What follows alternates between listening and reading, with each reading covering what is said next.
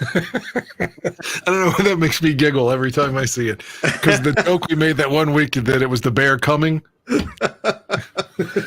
Welcome to the Dan and Aldo show with your pal Tooch in the control room here. Got some special guests. We're going to talk a lot of Bears, 49ers, Bears, all the stuff. Everything Bears Stadium. Ted Phillips, our pal. Danny, how are you doing, bud? I am well. I'm glad that we've got Mr. Zimmerman on. And Aaron, I met last year. I think it was before the Browns game. And so I'm excited about that. I want to give a birthday shout out to Aldo. He's turning 40 today. And I shouldn't laugh at that. He's like, fuck you, man. Why are you laughing at that? But, right. And again, his family, I wish them condolences. A hard time in his household. He's a fucking idiot. Oh, I love his mother's drops, man. Those were so fun. That was the best one of people. Matt Nagy suck dick. I wish she had said that. Let's not beat around the bush, man. Let's bring in Mr. Oh gosh, where is he? Here he is. There's the boys. Got Aaron Current. He is the star of the Aaron Current Show, otherwise known as the Barfly Tailgate Show, which you can catch on Sunday morning starting at 9 a.m. Central, I think, right, AC? Is it 9 a.m. Eastern? It's 10 East. 10 Eastern, yes, 9 Central. Absolutely. What's going on, fellas, man? Oh, man, doing well, ready to talk some Bears. We got a lot of topics. And down below me in his control room is our buddy Steve Zim Zimmerman. I love this guy. He is one of the hosts of the South Burb Hitman White Sox friendly show. Steve Zim Zimmerman. Zim, how are you, son? It's good, man. It's good. I'm glad I get to talk out of my butt about the Bears instead of the Sox for a change. How's your kid doing? Yes. Oh, kids are great. Kids are great. Good. Man. I wasn't sure who that question was for. Oh, I'm sorry. It's just where he was a new dad recently. That's right. Why I was just. How old's recently? The son now? He's over a year old. Well, it's still kind of new, man. I mean, I feel like we learn every day on some shit like that. Yeah, time goes by fast. Sure. Goes by so fast, I tell you. Let's see. We could get right into some topics, man. I'll tell you, the big news of today was the Bears Stadium announcement. And I'll tell you, let's get Danny's reaction to the big news today that they plan to go ahead with building a complex up in Arlington Park. Of course, nothing finalized, but with all the plans and pictures and pretty stuff. It's basically finalized. I was listening to them talk about it in the offseason, them being, Ted Phillips and George McCaskey, one of those pressers that they did. I think it was even prior to Eberflus being hired, but they can't close on the property until 2023, something to do with the escrow. So that's why it's not finalized yet, because they officially don't own it. But that's inevitable. I mean, I think they've got good credit, They're gonna buy the fucking place, and that's that. I mean, it's like, I'm not shocked by it. I just hope that they can get a retractable dome so they can have their Super Bowl there, and we can still have some quote unquote bear weather. And they did say that it will be a retractable dome. What was the exact statement? Until it's built. The exact words was an enclosed stadium. Exactly. Yeah.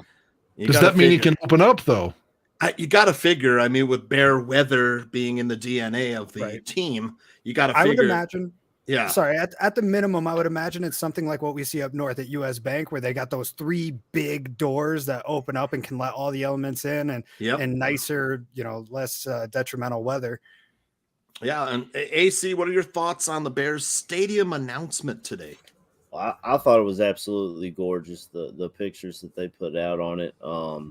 Like I told you before we hopped on, my wife and I have never been to Soldier Field for a game, so I was showing her the pictures of their plans, and she was like, "Well, we got to get up to Soldier Field before they move out of there." And I'm like, "Well, we probably got a few years, but yeah, definitely." So I'm excited, and she's always like, if she wants to go to a Bears game, she doesn't want to go after like September or early October. So that really hurts me to try and find tickets, So But I was like, this is supposed to be a enclosed stadium, like Zim said. So I mean, we can go in freaking January or anything. You know what I'm saying? But I'm really excited for what they put out, and I think it's going to be a whole experience. It's not just a stadium. Like, they're going to have, I think, casinos and hotels and just all kinds of stuff out there. Almost not exactly. Titty bars? I mean, if that's what they bars? want to put. Hookers, fire trucks. Just keep Virginia playing a McCaskey bachelor out party. Well, here's the statement: is the Bears envision a multi-purpose entertainment district anchored by a new best-in-class enclosed stadium, as Dan mentioned, providing Chicagoland with a new home worthy of hosting global events such as the Super Bowl, college football playoffs, and the Final Four. The long-term project vision for the entire property is still an ongoing work in progress, but could include restaurants, office space, hotels, fitness centers, new parks and open spaces, and other improvements for the community to enjoy. The project is projected to create more than 48,000 jobs, $9.4 billion in economic impact for Chicagoland, which is great news, and provide $3.9 billion in labor income to workers across Chicagoland. Man, I tell you, this might be projected to be the biggest project in the history of the state of Illinois. Danny, if you don't mind me juxtaposing these stadiums, if we go back in time, Minnesota went to the Super Bowl 4 times from 69 through 76. And basically what they did was no opponent could have heat on their fucking bench because Minnesota didn't have heat on their bench. So the teams would come up there and freeze their fucking balls off, and Minnesota would win like every home game because of it. And they've had a couple of good years here and there since they moved into the Metro Dome, but they've not really had a home field advantage. And of course, they've got the new stadium, but like Zim said, they can open it up, but they basically just let some sun in. They don't like make it cold. And Green Bay, remember, they used to have, they never lost a home playoff. Favre got beaten one time by Michael Vick in the playoffs. Rodgers loses all the time in the playoffs, and people just give him a pass. But the cold weather used to mean something, man, and now the Bears. So I really don't want the Bears to just be in like a dome, like Detroit or right. Or but they can't open at all. You mean right? Yeah. You want it to be cold. I mean, we're the fucking Bears. I know you can say, well, we lost the 49ers in a title game. Cold weather doesn't mean shit. Washington beat us in '87. It's freezing. But still, man, you'd have to think if we could get into the playoffs consistently, that weather will help out especially against a warm weather team. So you're talking about the 28-3 loss in 1989 to the 49ers, Joe Montana, right? January the 8th of 1989. I was at that game, and that's the coldest game I've ever been to in my life. I ordered hot chocolate, and instead I got like chocolate milk with frozen flakes in it. But that's how fucking cold it was. I had to wear a balaclava for that game. I've said it so many times on here, and anytime this game's a reference, if Richard Dent hadn't broken his leg, the Bears go to the Super Bowl again. They couldn't stop him. Even on their Monday night game earlier that season, Dent had like 4 sacks on Montana. It's just like, man, they couldn't stop him, but he broke his leg, and Montana had all day to throw. So, yeah, I mean, all these games though that you're referencing are a long time ago. The games changed. The weather's still the same, though. The weather's the same. The thing is with those games, it's not giving us any. The point is that the Bears made the playoffs consistently back then, and the weather was an advantage at times. So if you could get back to being a team that makes it consistently, that's what I'm saying, that weather could be an advantage for you again. I mean, obviously the trend is for teams to build dome stadiums now because of hosting these other events, like Aaron mentioned, the Final Four, college football championship. Are we all just soft now? we want to sit in the movie theater and watch our in comfort. Something to consider, in my opinion, here too, which is that when Denver built their stadium, which wasn't all that recently at this point in time, I think it was back in '98, '99, somewhere around there. but they built their new Mile High Stadium. And one of the things they sold taxpayers on, and this is what you have to keep in mind when you build a new stadium, is they're going to get assistance from the city government, from the state government, and probably from the taxpayers of the province that they're building in, right? One of the things that the taxpayers were sold on here in Colorado is that there would be a Super Bowl in Denver. Well, we've never had a Super Bowl out here. Why? Yeah. Because it's cold. They did a Super Bowl in an open air stadium in the northern part of the U.S. one time, and there was a freaking blizzard 2 days before the Super Bowl, and it was a logistical nightmare on top of all the other problems that come with just cold weather around the Super Bowl. It creates a weather disadvantage for some teams, is what a lot of people will argue, but what it ultimately comes down to is, somebody in the chat brought it up. Millionaires don't like to be cold, and that's who you're catering to when you build these stadiums. And so that's why the dome is becoming more and more popular. I mean, hell, SoFi Stadium is a domed stadium, and that's some of the nicest weather on the planet out there.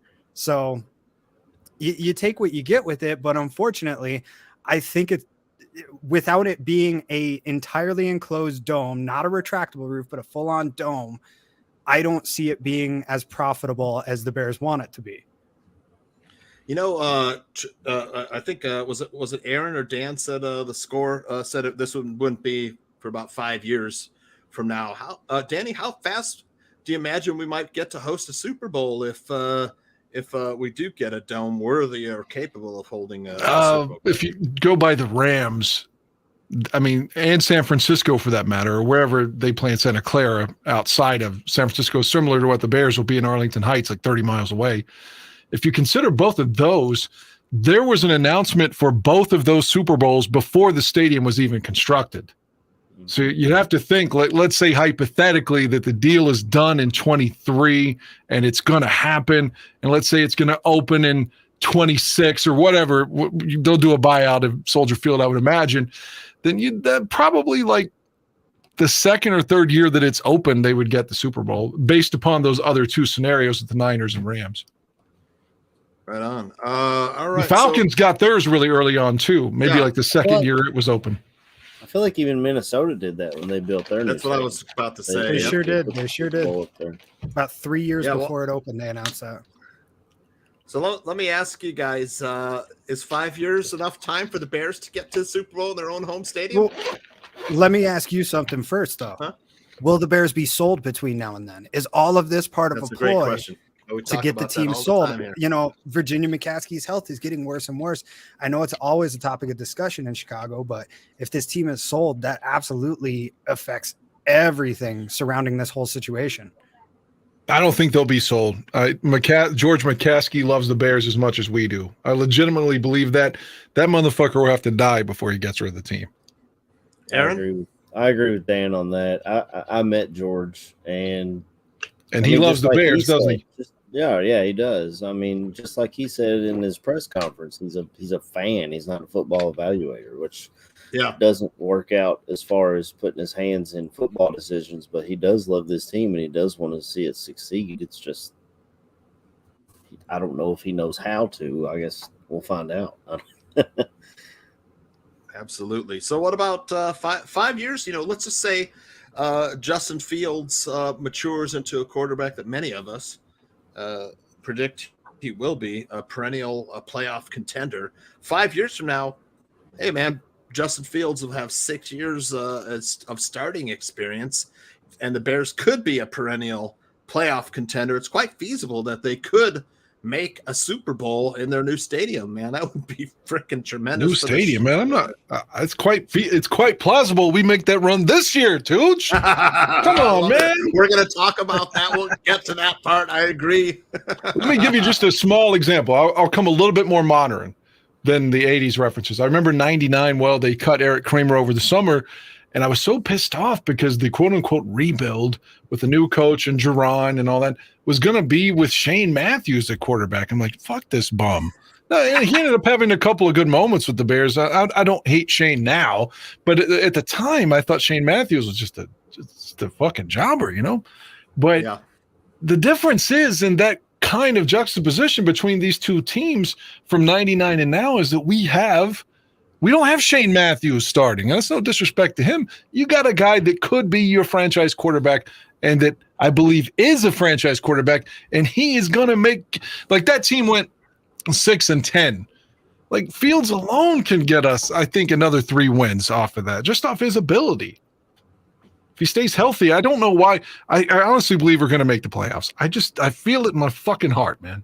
Oh, we're going to get to that, man, because I got a little scenario to propose to you when we start talking about the first few games of the season and whatnot. We're talking Bears 49ers, a little walk through history to look at some of the trends. I'm going to start acting like George Wendt and say the Bears win 49-3 and shit like that. The super fans. No, I'm just kidding. All right. Well, it's a good segue into talking about Teddy Bear announcing his retirement. But I want to ask you, he says he's going to stay through 2022. You got to imagine he's going to get the stadium, Arlington Park Stadium, into a good place to hand it off to the next guy. What are you thinking, Zim? I think he's on mute. I'm sorry. I'm too busy harassing the Detroit fan. And can you hear me? In the chat? Yeah. What do you think? Yeah, sorry. I'm too busy harassing the Detroit fan in the chat. I'll go. You want me to go to Aaron? Yeah, you're cutting out for me. Give me just a sec here. All right. How about Aaron? Talk about Ted Phillips' retirement. I want to get to Danny after that. I mean, you said he kind of pushed it off a little bit. I didn't read that anywhere. I thought it was at the end of this season. Yeah, I mean, he's at the end of the season, but don't you think he's going to be getting that stadium into a spot where he can hand it off to the next president? Yeah, I definitely think that he's there for financial reasons with the new Arlington Heights deal, and he'll have all that set up so someone, hopefully we all hope, some sort of football guy, someone who knows a little bit about football, can step in and not only move the Bears into the next generation, but know a little bit about what's going on the field and not just – I mean, they always said they didn't have their hands in football operations, but some of those decisions that were made by the franchise, you have to think they had something to do with it. I mean, even back to, we heard, I think like last year, that they said you have to play Justin Fields, which I was cool with. I wanted Fields to be the starter the day we drafted him, but your owner shouldn't, unless, I'm the only one that I know of that does that is Jerry Jones, as far as coming in and saying, this is who we're playing, this is what we're doing. And the coaches and GMs and everybody are just like, okay, I guess that's what we're doing. If any of you caught the Greg Gabriel show today with Aldo, Greg talked about the fans' misperception of Ted Phillips, which is what I've long maintained, that Ted Phillips, he was just a straw man for people to attack. Yeah, he stayed. Greg Gabriel will tell you he stayed out of football. You know, yeah, he made the decisions at the end, but based on recommendations from the football people. Dan, what do you think? I didn't get to listen to Greg and Aldo this morning, but I was going to preface my remarks by saying I have a very unpopular opinion on Ted Phillips, but there's no way for any of us as fans to know which decision he was responsible for or not responsible for. Right. I feel like he takes a lot of vitriol just because we want to take our anger and convey it, you know, and say we're mad about this or that, but maybe it's misplaced.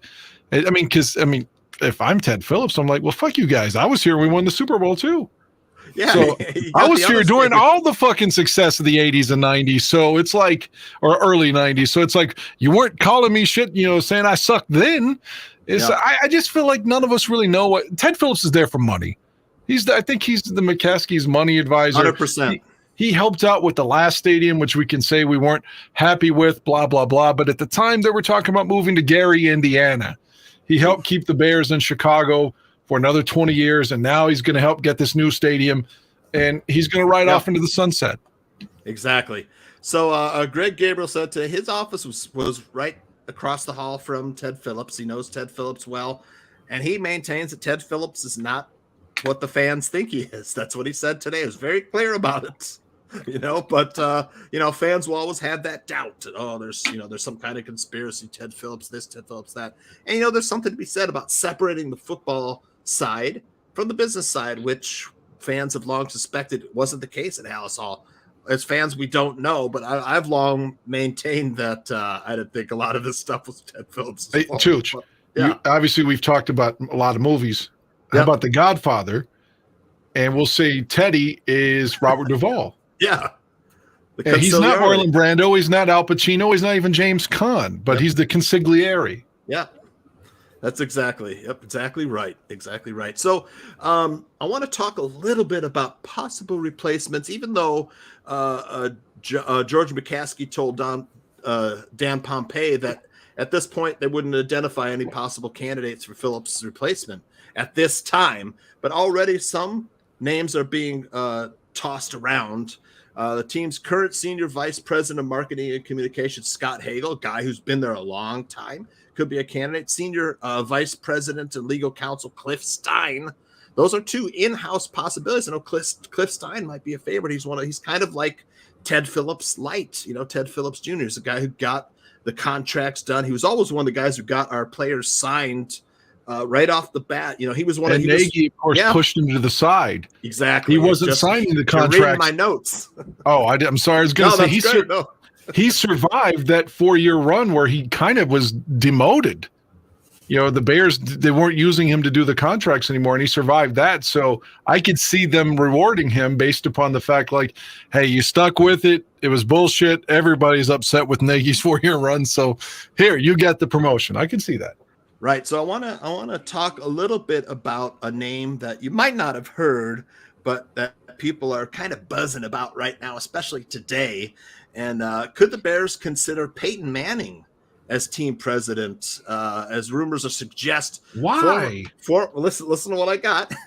Former Colts president Bill Polian, who was a part of the Bears 5-person search committee for a new general manager in January of 2022.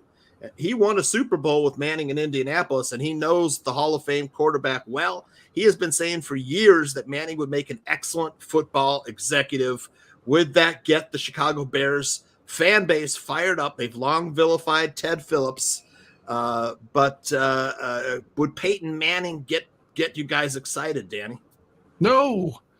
I'm still bitter about Miami. I don't like Peyton Manning, his big fucking forehead, his lies about taking HGH, putting his dick in that woman's face when he was at Tennessee. I don't want anything to do with me. He has no experience. Why would you bring in Peyton Manning? At this point, assuming that the season goes well, like I think it's going to, I wouldn't care if they said Ryan Poles is the fucking president and the GM. I'd rather have Ryan Poles than Peyton Manning. AC, what do you think? Peyton Manning or no? I don't understand why Peyton Manning would do that. He's got a good gig with ESPN. He doesn't have to take fans' heat. If he went anywhere, it'd be in Zim's backyard in Denver. He won a Super Bowl there. I'm sure they love the guy. And they've already put Elway out here, right? And they put Elway in a position of power for years. Yeah. So if he has that worked out though, Zim? No, Elway ruined this team. No, it hasn't worked out. But I'm saying if Peyton had a job somewhere, it'd be Denver or maybe Indianapolis. I don't see him coming to Chicago. Dan, he won a Super Bowl by convincing Peyton Manning to come here instead of San Francisco. If San Francisco lures Peyton Manning, they win 2 Super Bowls or go to 2 Super Bowls, just like Manning did here. I'm sitting here with Super Bowl envy, though, Zim. I mean, give me one of those. I understand. No, I understand that. I'm just the purgatory, the limbo that the Broncos have been in since Manning left. I mean, look at the amount of quarterbacks that have been through Denver since he left. Elway was not the right guy out here, and it worries me that Manning could follow right in those footsteps. Hell, Trevor Siemian, the Bears' current backup, was a starting quarterback for the Denver Broncos for quite some time after Peyton Manning retired. So as far as Peyton Manning goes in Chicago, I do not like it. I don't think it's a very good fit. I think, like Aaron said, if he goes anywhere, he's going to end up in Denver. They've got a new ownership group. They like putting former players in charge of things. They have a quarterback worship out here that makes Green Bay's look negligible. I mean, you wouldn't believe how these people – this fan base worships the quarterback position. Most people go to church, they go to Mile High Stadium. If I were there, I'd worship John Elway too, man. 5 Super Bowls. great arm, can run. That's the guy, man. That's the fucking guy. A lot of people in the chat room saying Trace Armstrong might be a good candidate. Aaron, what do you think about old Trace Armstrong? I know he's been a long-time agent. Can't do both. Can't be a team president agent at the same time. He'd have to leave a successful agent business. What do you think? When I first heard the news of Ted retiring, that was the first name that came to my head was Trace Armstrong.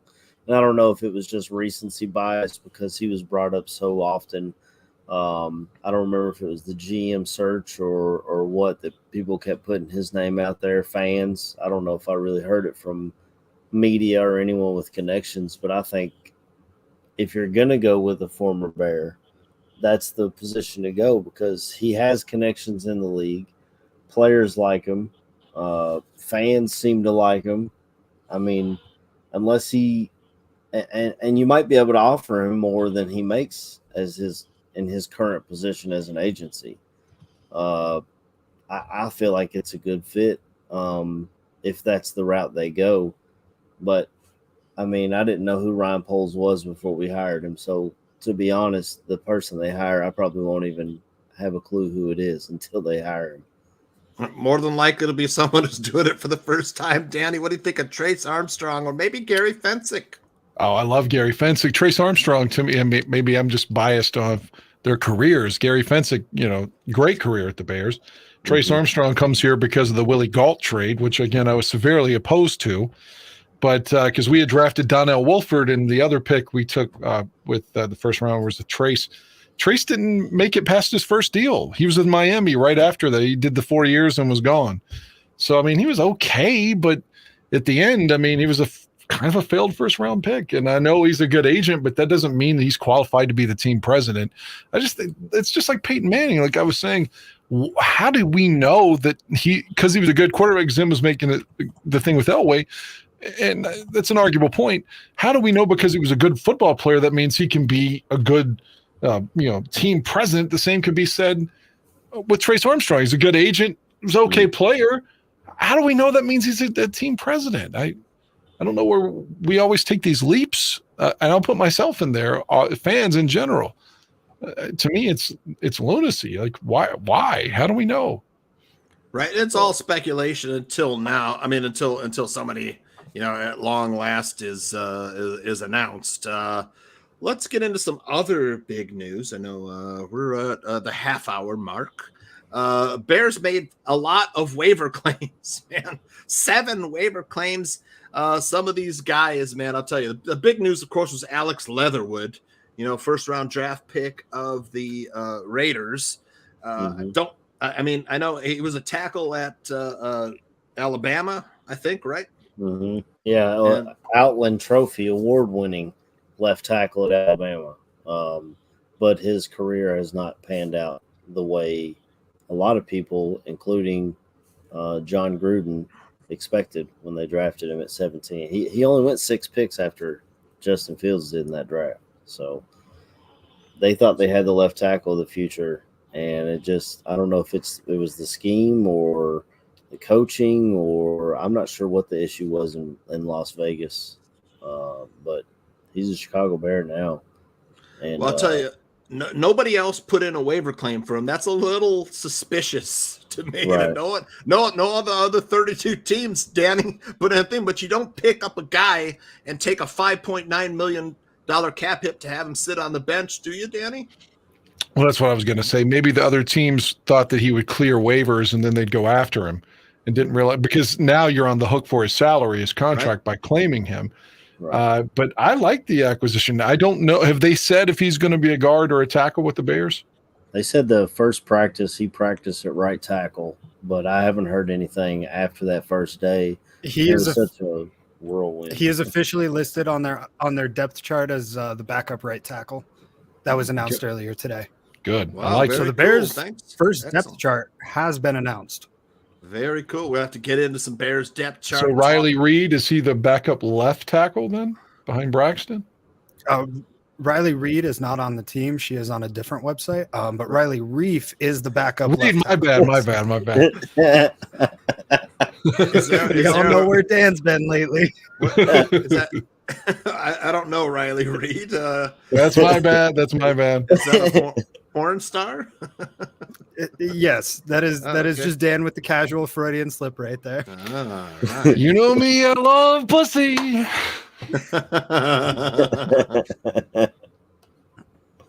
How about it, Danny? Is there a reason that name is fresh on your mind, or I did get late on Sunday, if that's what I'm being asked. Any news? Yes, that's why, Zim. It was great. It was fantastic. Excellent. And it's all because of me. No, I'm kidding. It's all because of her. Given that I spent so much time on Pornhub, it's only appropriate that I have a porn mustache. Given that I Aldo just stopped in for a minute. Well, the same question, though, even if I butchered his name, he is the backup left tackle, though. Is that correct? Backup left tackle according to this depth chart, yes. Okay. I got to tell you guys, I'm excited for Braxton Jones. When he was drafted, I didn't know a thing about the guy. Yeah. And to all I heard was a 5th round draft pick rookie. You're throwing him in at left tackle. We're going to get Justin killed. He's out of Southern Utah. They went 1-10 last year, blah, blah, blah. And all he's done his whole life is prove people wrong. And I can't wait to see him line up against Bosa on Sunday. Yeah, and he was asked about that, man. I wonder if I've got that. Yeah. I can't remember what he said. He said something like, "Hey, we all gotta face up eventually, right?" Something like he was asked about facing off against Nick Bosa on this Sunday. We'll get into that too. So I want to talk about. So this is Leatherwood's second year. He was a rookie last year, man. You got to think it's a kind of a shrewd move by Poles to bring in a guy that, like, basically, I mean, it's too early to give up on this kid. Like Aaron said, the Outland Trophy winner. Right. Is that right? I think Dan's got on the right track when he said, other teams were just hoping he would clear waivers and they could get him on a cheap deal, bring him in somewhere. And Poles just struck, man. I know they said they reached out to all 31 other teams and got 31 no's, but a lot of teams aren't going to want to give up draft capital. If they know he's going to get cut. We hear about it all the time when people were talking about, well, why don't we trade? Like, I think Danny Trevathan's name popped up last year. We should just trade Danny Trevathan. Well, if everybody knows he's going to get cut or he's not playing at the level he used to play at, why would they give up draft capital to bring him in when they can call him off the street and right? See, you know what I mean? Available eventually. Yeah, absolutely. Yeah, some of the other waiver claims, very interesting. One of the guys I want to talk about now that Chris Tonga was released is Armon Watts, former. We picked up a couple Vikings, the other one being Amir Smith. Akeem Hicks was critical of that decision. Did you see his tweet? No, I did not. It was something like an emoji saying, like, "Say what? They cut him?" Yeah. Wasn't one of Poles' guys. We talked about that on the Dan and Aldo show earlier about how these got no loyalty to the guys of pace. The draft picks of pace, but Armon Watts was brought in to play a different position. I'm sorry to cut you off, but just to nip it in the bud, he plays a different position than Armon Watts, Angelo Blackson, or Justin Jones. He plays nose tackle in a 4-3 defense. So does Watts though too. Yeah, but Watts is the under tackle. And he's not the 3 technique. He was listed as nose tackle because they were changing their defense. Right. So you think he'll come in and play 3 tackle? Tonga was gone. Right. They're both just scheme casualties, and they end up on teams that are going to use them in their scheme a lot better than the Bears or the Vikings would have. To the Bears and the Falcons advantage on that. Right. We'll talk about all the Bears over on the Falcons in a little bit. I want to talk about Ryan Pace a little bit. Very little. Armon. I wondered this too when they picked up Armon Watts. Is he going to play 3 technique? Because I thought Justin Jones did a pretty good job. He got good penetration, which is what you want from your 3 technique. Is Armand Watts going to be playing 3 technique? Does anybody? No, again, on the depth chart, he's just the number 3 DT. He is listed as the backup for both positions, for both the 5 and the 3. So, okay. Well, I know Eberflus, I believe he said in his opening press conference, or it was maybe I heard it on the radio. I'm not sure. I listen to a lot of Chicago radio, and they talked about Matt Eberflus likes to have 8 to 9 defensive linemen that he constantly rotates in and out to keep their legs fresh. So he may not be the starter, but who knows? He might get reps, just to keep guys fresh in the fourth quarter, Right. All right. The other one was one guy I watched played for the Hawkeyes. Was Emir. Hang on, before we move on from the Hawkeyes, you talk about my Hawkeyes, brother. And the 7-3 game, 7-3, and they didn't score a touchdown. That's the first time. I think it's in recorded. It's happened 3 times, and I since 2001. My Hawkeyes got a field goal and 2 safeties. They have a really good defense. They can't do jack shit on offense. Yeah. I got to remember, and I forgot too. Week 1 is to play Hawkeyes unders. It's like you play that consistently. Oh, you can play that every week. It's like the Marlins team total under gravy train. All right, and Amir Smith-Marset looked pretty good returning kicks. Could probably contribute at wide receiver. Man, he was the best player on the Hawkeyes when he was there. And let's see some of the other guys. Trayvon Wesco, big tight end. Well, hold on. I was going to ask West Virginia, Danny. Well, let me ask you about the wide receiver. He did. I remember him playing in the last game of the season last year, and he looked pretty good against us. Yep. He scored a touchdown against us. Yeah. I wonder why Minnesota moved on from him. Has there been any evaluation of that? I mean, does he have an attitude problem? Did he fuck the coach's daughter? Why did they get rid of him? Does anybody know?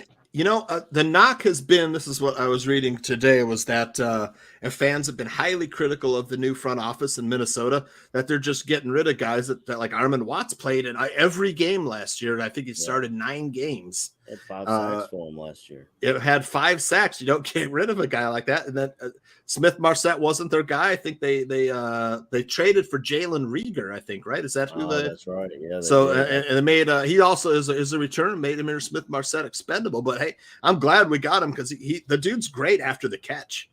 If he gets a chance, you guys are really going to like him.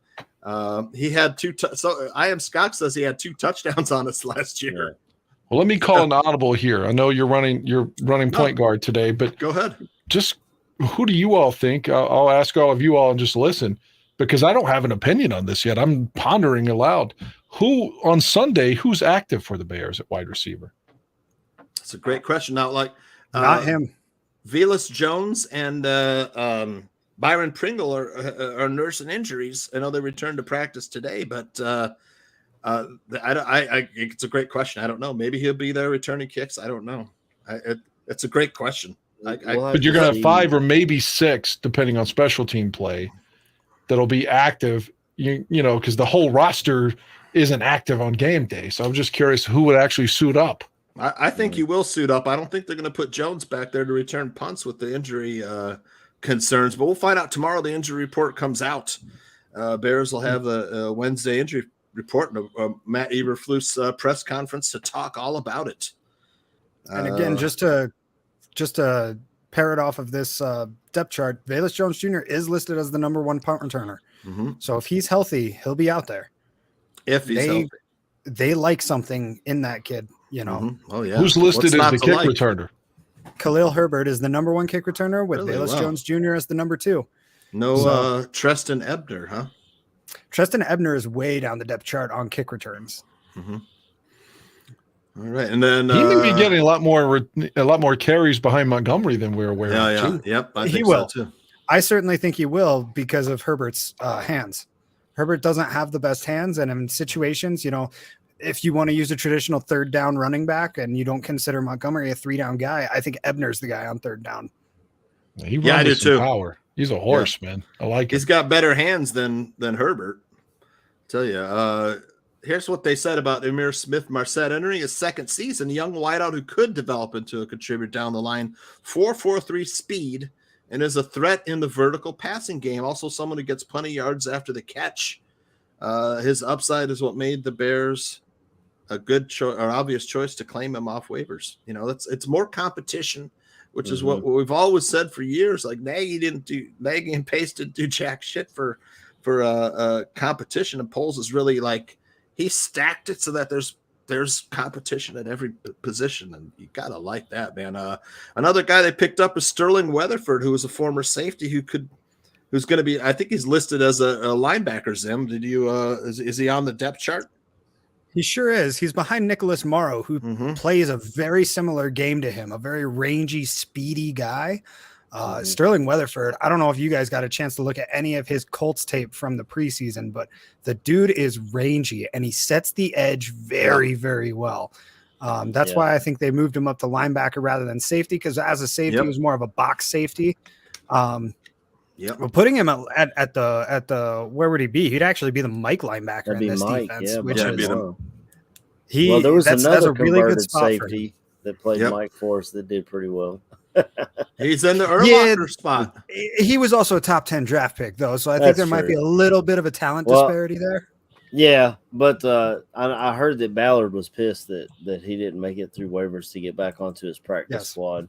And they had two young linebackers that they really wanted to clear waivers and get down there, and the Bears snagged one of them. Mm-hmm.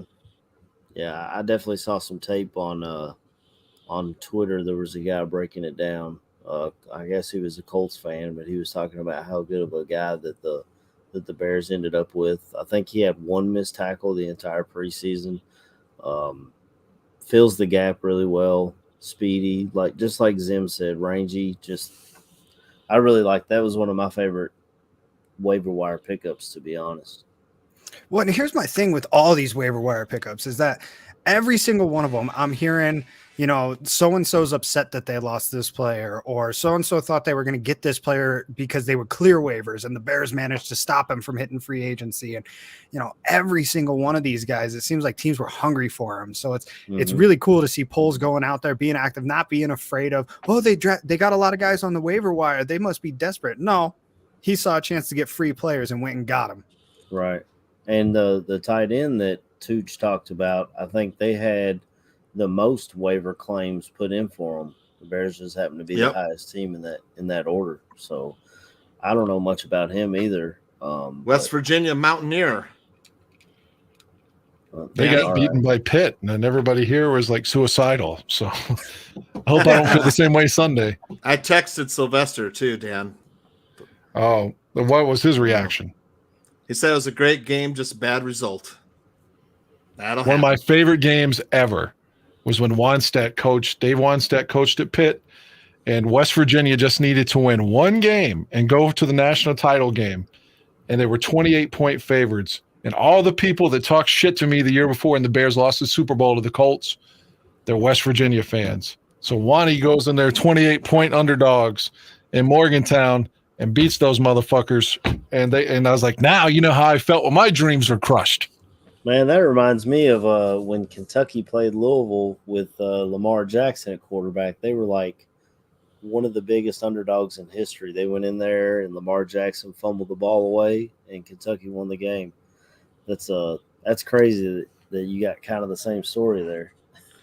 All these people that were cheering for the Colts are West Virginia fans in our Super Bowl, man. So I love to see them heartbroken. And then their coach bailed on them too. Fucking quit and didn't even coach their ball game. What was his name? God, shit. He could have been king here. The dude was loved. I can't think of his fucking name. He played at West Virginia too, and then went to Michigan. Yeah, he went to Michigan after ran off after he lost that game. Whatever. Who gives a shit? Steven says Emir Smith-Marset says multiple TIs. He actually has one November 2020, not multiple. Let's see.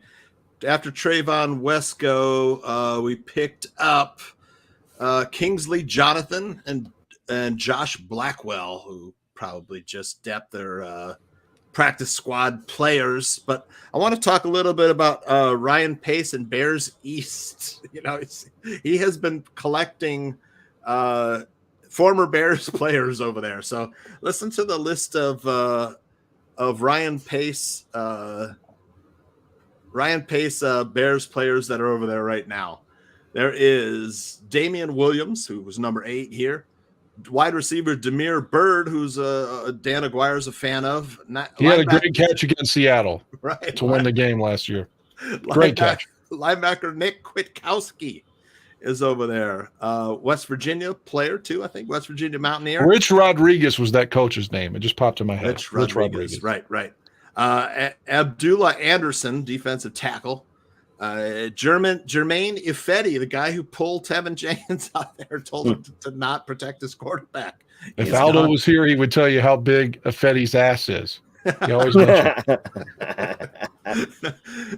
Tackle Elijah Wilkerson. We all know Cordero Patterson is there on the practice squad. Safety Tease Tabor, tight end Michael Pruitt, nose tackle Kairos Tonga, and they also signed former Bears Eddie Goldman, but he retired before the season. Is Pace trying to is this like a message or cover? What is his role there? He's not the GM, right? Isn't he just the assistant? He's some kind of assistant to the GM, player like personnel manager or something like that. And Phil Emery's there too, right? Emery's there as a scout. What the fuck is going on over there? You remember how much Pace loved Mariota? I mean, he was like salivating. He finally got him. Yeah, he finally got him. Is Duke Shelley over there too? No, he signed. Duke Shelley actually wound up with the Vikings. Okay. Yeah. Shit. As much shit as I talked Aaron, about I didn't him. mean to cut you off. No, it's fine. I talked so much shit about Duke Shelley. He'll have a pick 6 on us now. I think he's on their practice squad right now, so I don't see him. I don't know if he'll play or not. Is this Pace's way of saying, I wasn't really all that bad at drafting? You know, look at all these guys that I brought over. They can play. Yeah. The Atlanta Falcons are aspiring for mediocrity. That's the plan down there. Atlanta might be one of the worst teams in the NFL this year. I don't know. I think we played the worst team in the NFL in the preseason. The Falcons are one of the few teams and the that Seahawks, are worse right? than the Bears. Dude, they're so bad. The Seahawks are going to – that's why I said I tweeted out that I thought the Seahawks will be the worst team in the NFL this year. For Seattle to not play Drew Clark, if I was a Seahawks fan, I would just be I would be livid. Why would you play Geno fucking Smith, who's been a bum for a decade? And Drew Clark's one of those Denver quarterbacks that kind of you don't know if he's any good or not. There's just another guy they drafted that they didn't develop, but still I would play him just on the sheer idea that maybe he has potential versus Geno Smith. You know what you get with Geno Smith. He's nothing. Well, Zim, tell us a little bit about Drew Locke. Is he frozen? He's frozen. No, he's not frozen. Drew Locke is Mitch Trubisky light. He is. Oh my goodness! Again, I saw Drew Locke at Missouri. He played against Kentucky, and I wasn't a fan of his going into the draft. He had a big, strong arm, but he couldn't hit water if he fell out of a damn boat, and that has continued, and it's gotten worse in the NFL because Jared Lorenzen used to say in high school football, and he's a Kentucky legend, in case you guys didn't know who Jared Lorenzen was, the hefty lefty, 350-pound quarterback. Right. He's dead now. Yeah, he passed away. Yep. 3 years ago, like July. He could 3rd. Run too, man. Yeah, he run them up. Yeah, I saw him. I was in the stadium when they almost beat Florida. But anyway, he used to say, in high school football, it's like you're throwing a football through the backyard. In college football, it's like you're throwing a football through the back door. Well, in the NFL, it's like you're trying to fit that football through the keyhole of that door. So if you're not an accurate quarterback, it's not going to get any easier at the next level, you know? Yep. All right. So here's my next topic. And I think this is one that Danny will say, obviously, yes. I think this year I want to give you guys a little bit of trends in history. Let's see. Where's my notes here?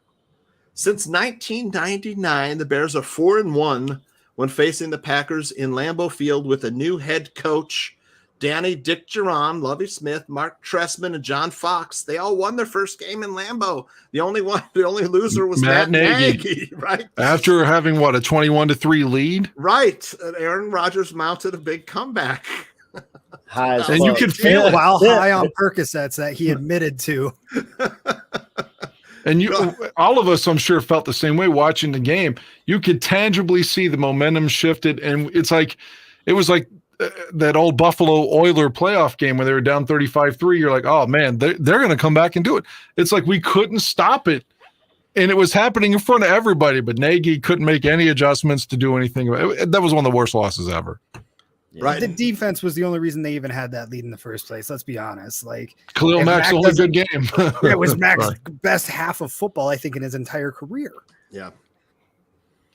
Yep. And 1999, that was Dick Geron, his first game up at Lambeau. Do you remember that one, Danny? Yeah, it was after Walter died, of course. Walter died, Brian Robinson field goal block. Following Chris Boniol's missed field goal, which would have just won the game outright. But yes, and the late Ryan Wetnight took just a massive hit that was replayed over and over and over in that era on highlights. I mean, if you see it, today it would be like a suspension and a 15-yard penalty, a fine, go to prison for 3 days. Yeah, a stoning from anyway. But yeah, Wetnight took a huge hit. Jim Miller led the victory that day as the quarterback because was it McNown that was playing, I think, and got hurt. So, yeah, it was a fun game, though. Anytime you can win against Brett Favre or Rodgers, it's great, Yeah. Right. The Trestman game. Do you remember the Trestman victory? Trestman's victory. Was that the Thanksgiving game? His first game up at Thanksgiving Lambeau. games with John Fox. Oh, yeah. The Fox game with Jay Cutler was with Fox in 15. Trestman's blacked out the entire Trestman era. Man. Trestman's game was when Shea McClellan. Trestman's game was when Shea McClellan broke Rodgers' clavicle. Oh yeah, and Josh McCown was playing. Game. What is with Bears defensive ends having the only good games of their careers against the Packers? Leonard Floyd, Shea McClellan, Khalil Mack, these guys Let's all see what balled Travis out. Gibson does this year. So, yeah, right. Hugh Heaven says that was Brett Favre night up in Lambeau, Danny. Yeah, and they had Bart Starr there too, who I believe has also died since. And we've ruined that night, which was great. I remember. Oh, it was great. That was like their homecoming. They literally had us there for homecoming. Right, exactly. Yeah. That was one of my favorite Bears victories of all time. That is one of my all time. I mean, that was great. And Jay got to eat the chicken wing or whatever and didn't want it. And NBC tried to make him eat it, and he wouldn't eat it. Brett Favre retirement night, says Russell Webster. Jim McMahon was there on the Packers sidelines that night. Really? I didn't know that. Yeah, because he won a Super Bowl up there. I know there was a corner there with Jay. I remember the post game. I think it was he ate the chicken. It was the guy that we brought. Yeah, that Fox had his first 2 years. God, I can't think of his name. The guy that he brought him in from New Orleans, right? Yeah. He had the pick 6 against Manning to clinch the Super Bowl. Tracy Porter. Yep, that's him. Correct. Right. The cornerback we got from the Saints. I think he was on the Saints before he came to the Bears, Porter. So week 2, the Bears are at Lambeau Field with a new head coach. They're 4-1 since 1999 with a new head coach at Lambeau Field. I think this is a great chance for the Bears to surprise the Packers. Hey, don't forget 04. That was a great win when Thomas Jones just ran the ball down their fucking throat. Rex with the win. That was, it was like 21-10. Yeah, it was like 21-10, I think was the final. That was a very fun game. I've been saying it this I didn't know Aaron had also been saying it, so I wasn't trying to steal from him. But if you go back and listen to any of our, not that you want to, but any of our archive shows with Aldo, I've been saying the Bears are going to win in week 2. I even dreamt the scenario up. I was like, week 2, the finale, it's going to be St. Brown in the end zone for a touchdown. Fuck you, Green Bay. Justin Fields, NBC, national TV, people like Dan Orlovsky will have to put a dick in their fucking mouth when the Bears are 2-0. I think they got a great chance. Exactly. That's what I'm saying. They got a great chance to beat the 49ers this weekend. The 49ers bring in Trey Lance, who some people are high on, but he's not ready. And then they go to Lambeau. Quarterback. The 49ers, I don't know. They got when you have two quarterbacks, you don't have 49ers defense. Yes. I mean, that is a Super Bowl caliber defense. The D-line. Fields had them beaten last year, though. It was that fucking horse wide receiver they have, the guy that's just great. Samuel had a big play on like an end around, I think, that turned the whole momentum of the game. The Bears were up big in that game. Like Fields has already played that defense, and that team went to the NFC Championship, and Fields showed you who he was with an inept coach last year in that game. I think the Bears are going to win. Well, so the Bears could be 2-0. Start the season. Jimmy G ran in like 3 touchdowns on us that day, right, or something like that. Like that worries me too. I mean, it's a different defense, I guess, but if Jimmy G's running touchdowns on you, Trey Lance is far more athletic than Jimmy G is. And yeah, but Trey Lance only has his legs. I mean, the guy can't hit the broadside of a barn. He has terrible accuracy. That's the knock. He's got a cannon and he's got good legs, but where the ball's going, nobody knows. Let me play devil's advocate on that. The Bears have a long history of making bad quarterbacks making their first start, giving them victories. See Brock Osweiler 3 times at 3 different teams. Tyler Huntley. Colin Kaepernick debut with the 49ers. Oh my God. Is Huntley the guy up in Baltimore last year? Yes, he was. Yeah, of course. And we had the big touchdown at the end. You think with Dalton throwing the pass to Goodwin, we're going to win now, but you don't leave Tyler Huntley 2 minutes. Exactly. So don't count out Trey Lance yet. Don't make me be right. Don't make me be right on this, please. Well, I will 100% count out Trey Lance. Here goes the best case scenario. Trey Lance leads a drive. It's the Bears are up 2, and Robbie misses a field goal for us to win. That's what I want. Would be pretty awesome. Fuck you, Robbie. You already had your moment. You came in, kicked your 5 chip shots from 12 yards out. That's right. And Garoppolo's first start back in 17 against us. You already had your moment. It's time to come in and nut on yourself. It was like 15-13 or something like that, 15-14. 15-14. They had 5 field goals to beat us. All chip shots. All chip shots. Yeah, so, I think the longest one was 35 yards. The reason I wanted to talk about 2-0 is that the national media has been saying 3 or 4 wins for the Bears. Another prediction came out with the Bears 4-13 at the bottom of the NFC North, and I just can't see it. I can't see it, Danny. I can't see us being worse than the Lions. So let's talk. This honestly makes me like really unhappy, like to the point where I'm, and not just grumpy. Like I feel like if I were in an actual bar and somebody was saying this, I would probably get into a fight. And I haven't hit anybody since '99. Like for real, like this makes me so upset. I don't know. It's like again, there's this narrative out. One person says it, whether it's Louis Riddick or whatever, and it gets disseminated on this website and this website, and everybody's saying the same shit.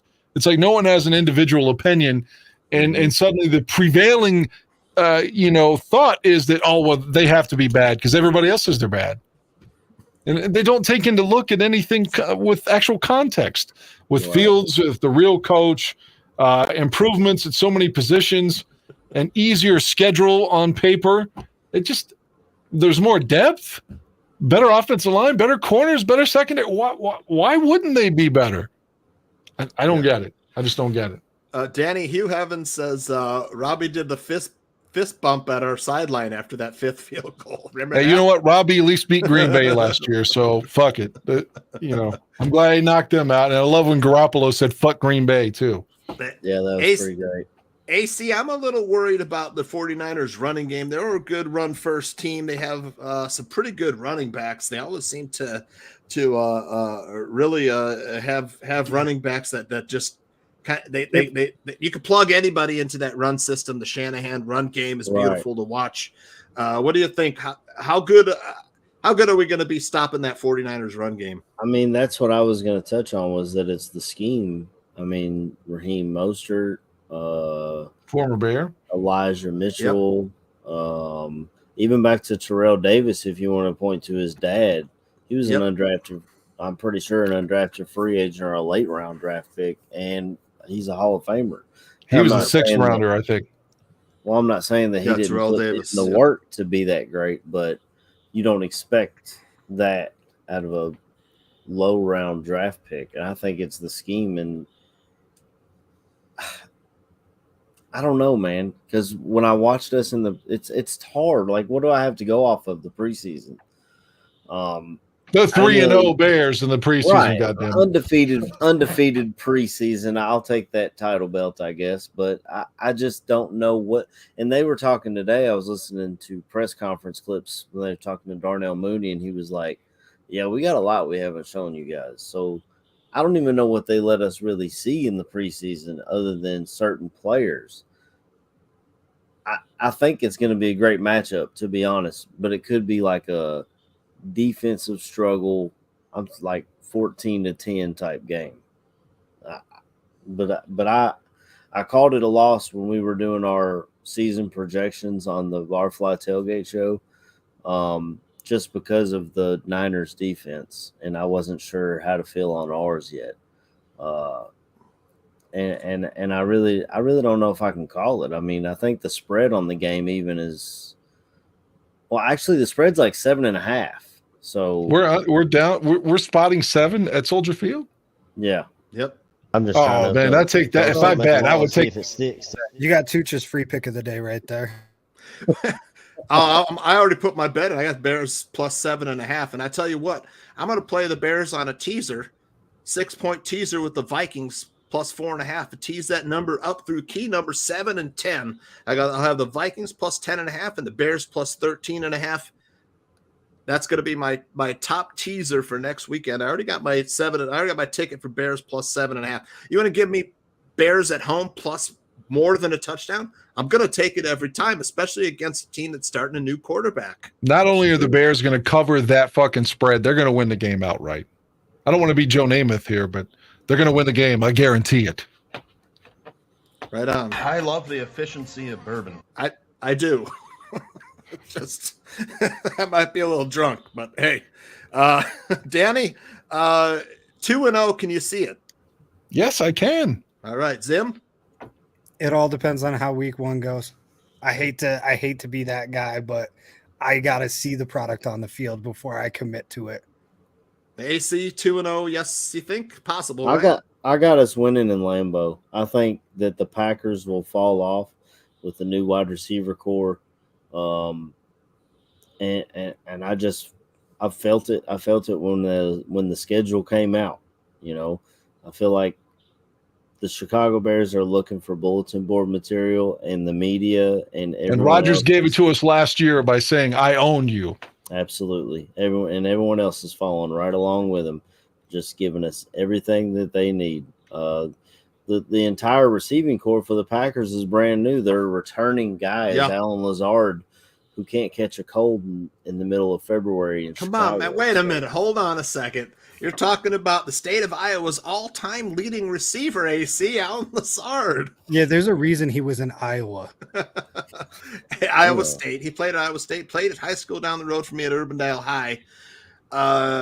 Look, man, he's got Aaron Rodgers throwing in the ball. The thing with that Lazard right now is he's injured. You know, and so that's another good thing, though, right is it takes Rodgers time to build chemistry with his wide receivers.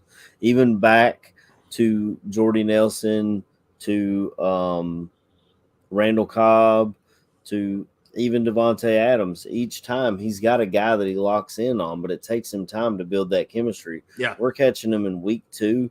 He hasn't played a single snap in the preseason. He doesn't care about showing up to training camp. He's out doing shrooms with Blue of Earth. So he has no idea what's even going on right now. Johnny, he's eating peyote buttons and smoking ayahuasca. Anybody else is going to be suspended or fined for that, but not Rodgers. Absolutely, I said the same thing when that came out. Those are. I don't think the NFL knows what the fuck those are. Except Aaron Donald. I don't think Aaron Donald will get suspended because he can smack people. Aaron Donald is clearly on steroids. He smacks somebody in the head with a helmet, and Myles Garrett does it. He gets like a 6-game suspension, and Aaron Donald does it, and they're like, "Well, it was practice." My radio son's in the chat room. Danny Joe Mandel says Trey Lance is a bum. I hope he's right. I hope he's right too. We'll find out on Sunday. I'm taking the Bears plus 7.5. And let me see what we got going on here. Let's see. Let's talk a little bit about the Bears' injury concerns and Lucas Patrick's thumb. I got two of them here, both of them healthy. You need one of them to snap the football, Danny. That one is a big concern, but I guess he's got, Wednesday, Thursday, Friday to show what he's got. Otherwise, it'll be Sam Mustipher. I mean, it'll be you got to try to build your chemistry in the next couple of days. Right, you're cribbing from my notes, AC. If Patrick, if that thumb affects the snapping, would you rather see Sam Mustipher? Yeah, I would. And honestly, I'd rather see Tevin Jenkins at right guard as well. We saw these guys all through the preseason building that chemistry. They know the snaps. If you have to let him sit the first week to get back 100%, then go ahead and do it. I mean, this offensive line, they were out there fighting for their quarterback in the preseason. We saw it in Cleveland. They were ready to fight those guys. So I'm perfect. And Mustipher looks fine in this. So I don't know if I mean, our biggest upgrade this offseason was bringing in Getsy and getting rid of Nagy. I love Dan's the great Getsy. I love that. That's completely stolen from the Great Gatsby, but yes. Oh, I'm aware. I feel like someone needs to take the Leonardo DiCaprio meme where he's holding the glass up, and they need to put Getsy's face on it. Someone who knows Photoshop can do that and send that over to the bar. Well, I'll get on that. Just remind me, AC, and we'll get a little great Getsy, great. And Getsy we need to graphic. We've got to get the Mighty Quinn. So that's an obvious nickname from the old Denzel Washington movie. Robert Quinn is the Mighty Quinn. I love that song too. Steven Zim Zimmerman. If Lucas Patrick can't go, do you mind seeing Sam Mustipher? I don't mind it. I wouldn't prefer it. Lucas Patrick returned to practice today, so we'll see how it goes. Injury report, like you mentioned earlier, comes out tomorrow. We'll see if he's even on it. And if he's not on it, then I'm not concerned. It all depends on that snap hand. I mean, we just Fields under center 100% of the time if he doesn't snap well. I don't think you can do that. Well, if he's up center, that causes more like. Oh yeah. You're beating into his hand over and over. So you got to think they're going to put some kind of club on if it's not fully healed, or he's not going to play. We haven't seen him at all. I think he was injured in the first week of training camp. He did not play it. He did not play at all in the preseason. Even though we're 3-0 since Matt Nagy left, we're also 3-0 without Lucas Patrick. Right, Danny? I think he got hurt. I was going to a concert when he got hurt. It was either July 24th or July 29th, because I was going to Rob Zombie on the 24th and Rage Against the Machine on the 29th. So it was one of those days I was in the car and saw the tweet. I'm like, God damn it, our center's out. So he's been hurt, a month plus. I mean, you'd like to think he probably practiced last week too, after the third preseason game heading into this. So they probably have a good feeling about him already. They just don't have to tell us or San Francisco, But if Nagy was still coach, if he had a busted thumb, he would still have him fucking snapping like 60 times out of a shotgun, even on 4th and 1, which just drives me crazy. Either that or they tell us he's just got an arm injury and leave him on. He's day to day. 4 weeks, yeah. As long as Cody Whitehair isn't back there, I'll be okay with that. Dude could not shot. I took so much shit. I took so much shit in 2017, 18, whatever year it was, with Phil over Whitehair. Phil would always tell me that Whitehair was, I was like, dude, he has the line I said that he jumped off was, I said, man, there's just a plethora of bad snaps every week. And he fucking mocked that for weeks. And I'm like, what game are you watching? Yeah, he couldn't snap. He couldn't shotgun snap, man. The ball would roll on the ground to the quarterback. Well, I think Phil has his guys, and he'll stick up for his guys no matter what happens. Absolutely. And he has the opposite as well. Look what happened with Charles Leno, who was an average left tackle in the league. Yep. Michael Burton grabbed in the 7th round. That Michael Burton deserved it. No, Michael Burton was terrible. Michael Burton was garbage. Yeah, Michael Burton. I took that year we had Michael Burton. My brother, he played middle linebacker and fullback in high school. And I remember they lined up in I formation. They were playing in Cincinnati. I took my brother to the game, and I was like, watch this fullback. and I swear to God, on cue, he did a ballerina on somebody trying to hit a block. And my brother was like, "Are you like my brother's not like me, like the freaking fanatical, insane football nerd." So he had no idea going into it who was who, and he was just like, "Are you kidding? This dude's in the league." But he's been fine since he left Chicago. I don't know. Yeah, I love Johnny Cueto as a Red. By the way, Joe Mandel says Johnny Cueto for president. Pitcher tonight, as long as I have he's better as a White Sox than he ever was as a Red. I'll tell you that much. That's a bold statement. Dude was awesome with the Reds. It's been a great year, Dan. It's been a great year. Well, anytime someone's good with the Reds, they just trade them away, man. I grew up a Reds fan. I know how that goes. Oh, look at that. I had the White Sox Seattle no runs first inning. Boom, my free play of the night hits. Look at that. You got to get this stuff out before we start, brother. I mean, I tweeted it out 3 hours before the game, but I was at my son started middle school football. I was at his practice tonight before I hopped on here. So boom. I try to stay off Twitter and try to watch him of course, get better. Yep. My 4-year-old had her first day of preschool today. Super excited about that. We're talking children and sports. All right, I got to tell you guys. All right, first off, I'm a diehard Sox fan. I host a White Sox podcast right here on the network. Yep. You all know this. With Joey Mandel. My oldest is starting to get into team sports. He is very much enjoying it. He decided he wanted to play some baseball this spring. He gets assigned to a team, and his team is the freaking Cubs. Hey, go Cubs, go. I can send you some gear, bro. So now, get this. Now he's signed up for flag football here in the fall, right? It's going to be his first season playing. He's so excited. Okay, it's not the worst team it could be. What's the second worst team? He's a Viking then, right? No. A Lion. No. A Patriot. He's not irrelevant. He's a Cowboy. It's probably a little different for me because I'm a little closer to Texas than you guys, but I lived in Oklahoma for a couple of years. I know what it's like down there. So. I'll tell you what it's like nowadays. There's a dispensary on every corner, Aaron. Drove through there not too long ago, man. Every block a dispensary. I've never seen anything like it, Danny. All right, I just got to complain about these puke-tastic teams my kids got to play for. Well, my son played flag football, and he played for the Seahawks and the Panthers, so I can't really complain about the teams he got put on. Yeah. Pretty objectively, who cares teams, yeah. Right. And the Seahawks, at least, I kind of like their colors, to be honest. They didn't use the neon yellow as the primary. They used the navy blue with like the neon yellow as the outline. But I love Russell Wilson. Like I rooted for the Seahawks hard while he was there. Seeing them win a Super Bowl against the Broncos was fantastic. But now that he's here, I've had to reevaluate some things. And that game started out with what? A bad snap that turned into a safety. Yep. A Cody Whitehair snap. Right over his head. Man, that Super Bowl was insane.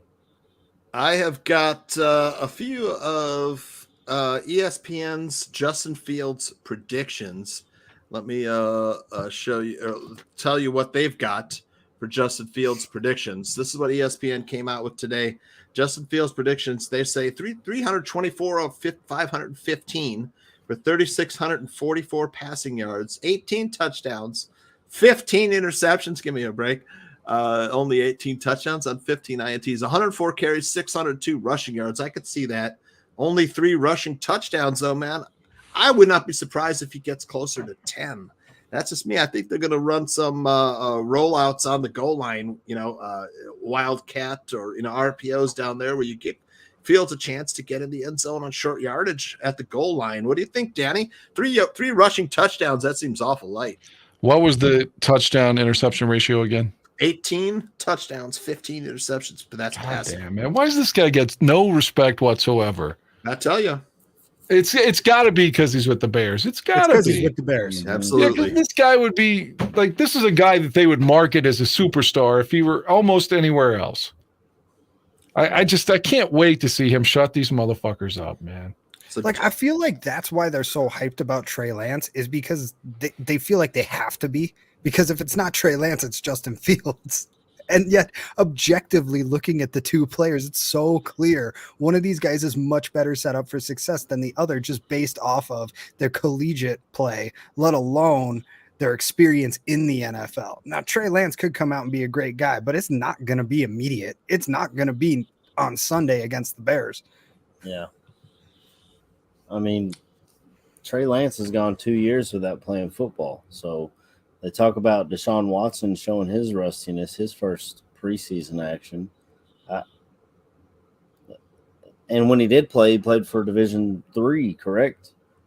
North Dakota State. North Dakota State. Yep.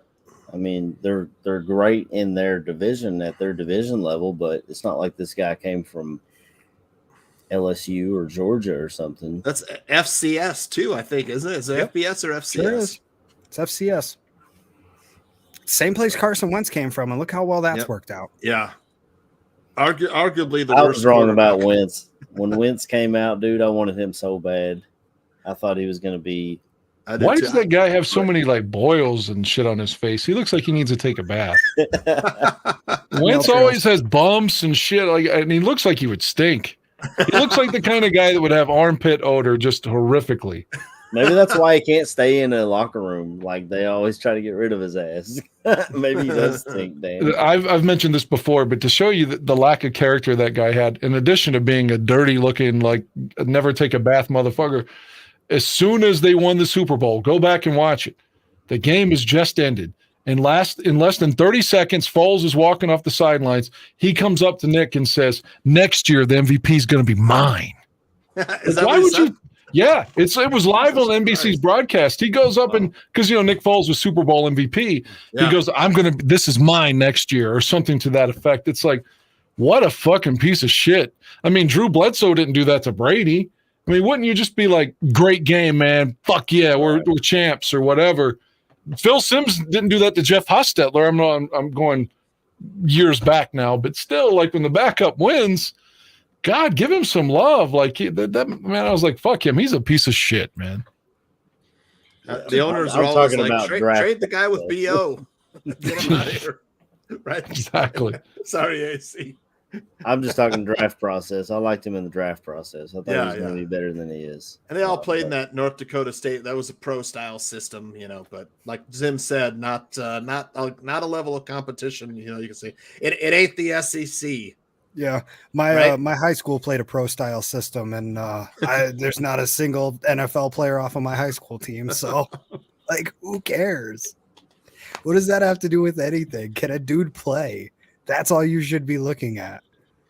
Yep. Trey Lance, he throw ball far. Justin Fields, he balls out. He's tough. He's going to make the play. Like, I think that these projections that we're seeing are a result of him being on the Bears, are a result of him sliding in the draft, are a result of people talking themselves out of liking him. Yeah. And then because he was in such a shit system with Matt Nagy last year, people being able to point to that and say, I fucking told you so. And it's like, that's just asinine. It makes no sense. Yeah. People are more obsessed with being right than a player being good. We saw it here with Jay Cutler. We've seen it with LeBron James his entire career. We've seen it with Aaron Rodgers his entire career. Yeah.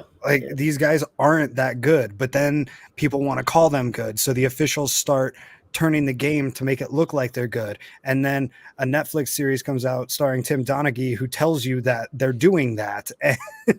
I'm sorry. Now I'm getting entirely sidetracked. I'm with you. ESPN the point remains that people want to be right. So they make themselves right when they have the power to do so. Yeah. I mean, ESPN all offseason has just spent their time telling us how the Bears didn't draft anything to help Justin Fields. The Bears didn't bring in the right pieces to help Justin Fields. I don't know who they wanted them to grab in free agency that would have helped out, or even the draft. By the time we drafted, there were so many players gone that Ryan Poles played the board. George Pickens looked like he might be good in Pittsburgh. But Pittsburgh has a history of finding those guys. No one knew who AD was till he went to Pittsburgh. Nobody knew who Juju was before he went to Pittsburgh. Hold on a minute. I had George Pickens as my number one. I wanted the Bears to get him so bad. But I like Alec. If we're talking wide Alec receiver, Pierce. Alec Pierce in Indianapolis, I like him better than I like George Pickens. Right. I mean, I like an NFL pedigree, man. Carl Perkins on the Bengals. You remember Carl Pickens on the Bengals? Yeah. They had Darnay Scott and Carl Pickens. Yeah. Pretty during the Jeff Blake receiver. days. Yep. Yeah. Hey, what about team captain Mitchell Trubisky in Pittsburgh? Yeah, that's my fantasy QB. For the first month, and then they're already ready for Pickett out there. I like Pickett. He may not be the most, polished but he's got like moxie, run around, drop the ball in the bucket. But I like Kenny Pickett myself. I don't know. Trubisky had, he's had some, success where he's gone. He's a good kid, good leader. He had that 1 year in Buffalo, where he learned behind Daboll and Josh Allen, got himself free of Nagy, the corruption of Nagy. And this is his chance, man. I mean, well, he's in a top-notch franchise now. Yep. The Pittsburgh Steelers are what most teams should aspire to be. They've had 3 coaches in the last 60 years, so they don't make rash decisions. Just everything's top-notch with that franchise. They aspire for Super Bowls. They got passed by Tom Brady now, but they've got 6 of them. Yeah. I wish I could say that, Yep. Tomlin is my favorite, one of my favorite coaches. Yeah, I know. Me too. I love Tomlin. If he ever got free, man, I'd love the Bears to make a run at him, but we get him way too late, like John Fox. We get him way too late. Yeah. I don't know. I think they got something with Coach Eberflus, man. I really think that they found the right guy this time. I'll be honest, when they hired him, I didn't even know who the guy was. I went back and watched the Hard Knocks from in the season just to see a little bit about him because it was over the Colts. Mm-hmm. And I like what they've got. My only concern is if Getsy is as good as we think he is, how long before another team snatches him up to be their head coach? Right. And we're back at square one. That's it. I mean, look at what happened with Daboll. Who's the fuck that got the job down in Miami after the Bears? Because he had that success with Cutler. Adam Gase? Yeah. The crackhead. The weirdo. He got Miami and New York after that. Yeah. I mean, what's to stop something like that from happening? You're absolutely right. It's terrifying. Yeah, well, that's a good problem to have, though. If Fields is the real deal, does he transcend that? You would hope so. Well, I tell you, Eberflus has said all the right things, pretty much done all the right things. He's run a good training camp in preseason. Has the players playing hard, but let's not forget it's still a honeymoon period. A little bit, the bloom is on the rose, so to speak. But I like what I've heard so far. He's great in a press conference so far. We'll see what happens if they're hopefully not, but if there's a losing streak, how he does. Well, him and Ryan Poles, testy. Right. Him and Ryan Poles sound like football guys. We wanted football guys. Even with Matt Nagy, he didn't sound like a football guy. Mark Trestman, he didn't sound like a football guy. John Fox was a football guy, but I feel like we got him way past his prime. John Fox was a siesta guy. I'll be honest, when we hired John Fox, I loved that hire because I saw him in Carolina where I cheered for him in the Super Bowl against the Patriots. And then I saw him in Denver, what he did with that turnaround. You didn't like this guy, AC? That guy looks like he's going to do my taxes, not coach my football team. That guy looks like he's modeling a suit in a Macy's window. Oh, we're going to be. Matt Nagy looks like he would be telling you about how great he is on Madden. Oh yeah, exactly, Danny. Exactly. Look these up myself. Yep. I don't even punt. I'll go for it on all 4 downs. I'm a badass. And fuck. What you got to do is run trips wide 3, just every play. All you streets. Hit the X receiver. No, all curls. He's in a cover 3, running all deep. I tell you, when they hired Mark Trestman, I knew that it was not going to work. We watched Bruce Arians walk out the door and hired his ass. Just like we watched Dave McGinnis walk out the door. We lost out on Rod Marinelli told frickin' Phil Emery, hire Bruce Arians. This is the guy. Phil Emery was a piece of shit. Oh, he was all am I the only one that thinks Arians come on. Tom Brady won that Super Bowl. I mean, if he has Jameis Winston, who I don't dislike that much, and Winston's got some skill, he throws too many picks, but are they going to the Super Bowl? Fuck no. Bruce Arians was coming off the Coach of the Year when he took over. I know when our former defensive coordinator, Chuck, had cancer. I recall, but I don't like Bruce Arians any more than I did Mark Trestman. And he was terrible as an announcer, too, with his little I drive a school bus hat that he used to wear. Well, I don't think Arians was the right guy either. And fuck Dave McGinnis. Dave McGinnis could have had the job. He's the one that was like, you announced me as a coach without giving me my money first?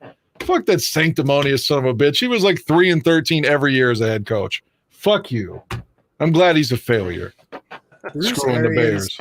Bruce Arians took a 5-11 Arizona Cardinals and in one season made them a 10-6 team and turned them into the competitive roster that they have now. He set up what they have now. I highly disagree with thinking that Arians was overrated simply for his work in Arizona. I think that him coming to Tampa Bay was a nod to him to say, hey, you're a great coach. Let's get you a Super Bowl. We can respectfully disagree then. I think we're going to have to on that one. Well, time has flown by, fellas. I want to get your real quick thoughts on your keys to winning week 1 versus the 49ers. Let's start with Danny. What do you think the Bears have to do? Got to get Fields into a rhythm. That's one of the things I felt like Nagy could never do, whether it was just a quick screen pass to David Montgomery or something, just to kind of get some confidence, start him out 3 for 3 passing and, just build some fluidity, get Fields going. And for God's sakes, the defense can't defer and give San Francisco the ball and allow them to go straight down the field 10 plays and score a touchdown. You can't get us behind 7-0 immediately. So I just think the offense needs to get into a rhythm. The defense just needs to play the way we think they can play. And I think the Bears are going to win. I know that's vague, but the Fields thing is the most important in my opinion. Got to get him sharp. AC, what do you think? Keys for the Bears winning week 1. I think we got to run the ball and run play action off of it. If you got to roll, Fields out, get him out in some space, give him some room to hit Mooney or Komet or whomever. And defensively, we got to get takeaways. I don't think we can beat this team matching them down the field all day long. I think we have to have a takeaway or two. But that goes back to the hits philosophy. So we should be able to do that. That's what they've been preaching all offseason. Those are my keys to the game, offensively and defensively. Zim, what do you think? I'm going to use a quote that's pissed us off for years. If you want to win this game, you got to make Trey Lance play quarterback. That's all you got to do. That's all you got to do. That we've already seen this offense can beat this defense. We've already seen that this defense can contain this offense. Make Trey Lance play quarterback, and you're going to win this game because he can't do it. Do you think there's a chance if they're down at the half, they bring Jimmy G in? No. I think there is. I think they're committed to Lance. I think they are hell or high water with that guy.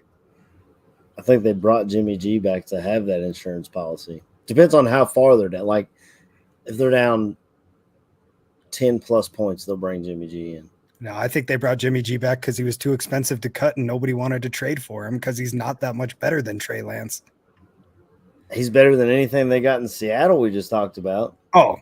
He's probably better. He might be better than Baker that Carolina traded for.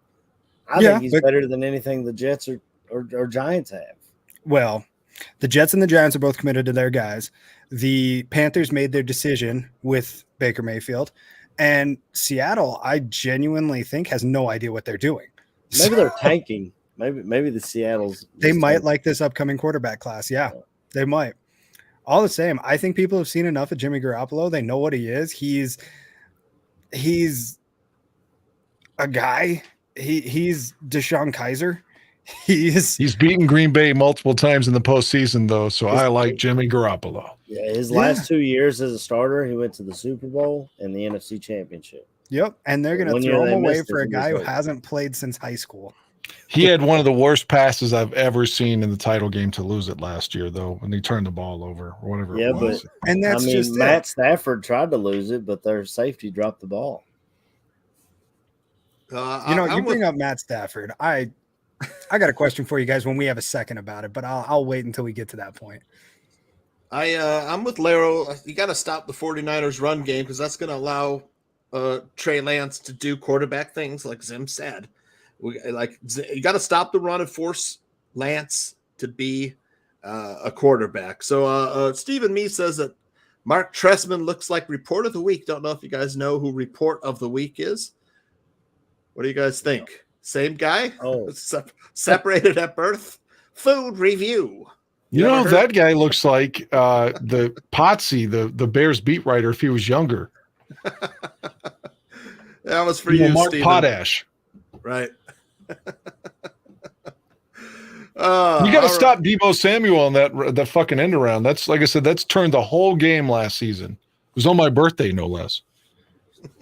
You got to stop. Samuel's a beast, man. We're going to lock down Kyler Gordon on him all day. Yep. Or I would send Jalen Johnson with him like we did against Devontae Adams. I mean, until Devontae went into the slot last year, Jalen Johnson had him shut down the first half. All right. I listened to that game on radio. I was coming back or going to a Slipknot concert, so I never even watched it. Nice. I listened to it on Sirius on the way down, and then when we lost, I was like, fuck it, I never watched that game visually. So. Slipknot from Des Moines. Indeed. I've heard Slipknot's one of the best live concerts you can go to. I've seen them live like 10 times. They must be pretty good then. They must be pretty good. Did they take up the whole stage with all their 73 band members or whatever it is? I mean, they have a very large presentation. I think it's better indoors than it is outdoors with their sound. I'd imagine it's something like going to see a heavy metal orchestra. That would be like Cradle of Filth or something back in the day when they had, because it was like classical music just set to death metal lyrics. It kind of felt like an orchestra. This will be a good matchup, like Jordan says. Kyle Shanahan knows the same playbook. It's going to be Bears defense practices against it every day. So that's going to be, like I said, I think this game is going to be closer. And like I said, I'm going to take 7.5 points. In fact, I'm going to tease that up to 13.5 and make the 49ers beat me by 2 touchdowns. Nice. So also like Lovie Smith getting 8.5 points at home against the Colts. And I'll tell you why. Opening week, Frank Reich is 0-3-1 against the spread. So give me Lovie Smith plus 8.5. Does Lovie still have that fucking beard? He sure does. Aldo deleted my Lovie picture. Otherwise, I'd flash it up there, and I forgot to grab it before the show. God, the beard is terrible. Terribly awesome. No, you like Lovie's beard? I love Lovie's beard. Oh my God, bearded Lovie looks 1,000 times better than Chicago Lovie. You think the beard on his body, does he have pubes that match, you think? Yes. I have no idea. I can't speak on that. I hope he shaves. Right on. All right, we're hitting the 10 o'clock hour. Before we sign off, I want to get your guys' thoughts on the NFL schedule for week 1 and give us a little predictions as we go around. I got to get Danny back up. I lost Danny there for a second. Are you still with us, Danny? I'm still up. So the NFL season, man, this is the best time of year. NFL football is here, AC. Buffalo at the Rams. Man, this is going to be a really good game, I think, man. A high scoring, I'm going to say, but you got 2 really good defenses, but 2 great offenses. Kind of like over this one, Buffalo at Los Angeles. Do you like the Rams? I've got you a pop. What's the word I'm trying to say? A prop bet. Yeah, I do too. This as well. Yes. Fucking like Ozzy just had, a big surgery. They're like, it's going to determine if he can live or die.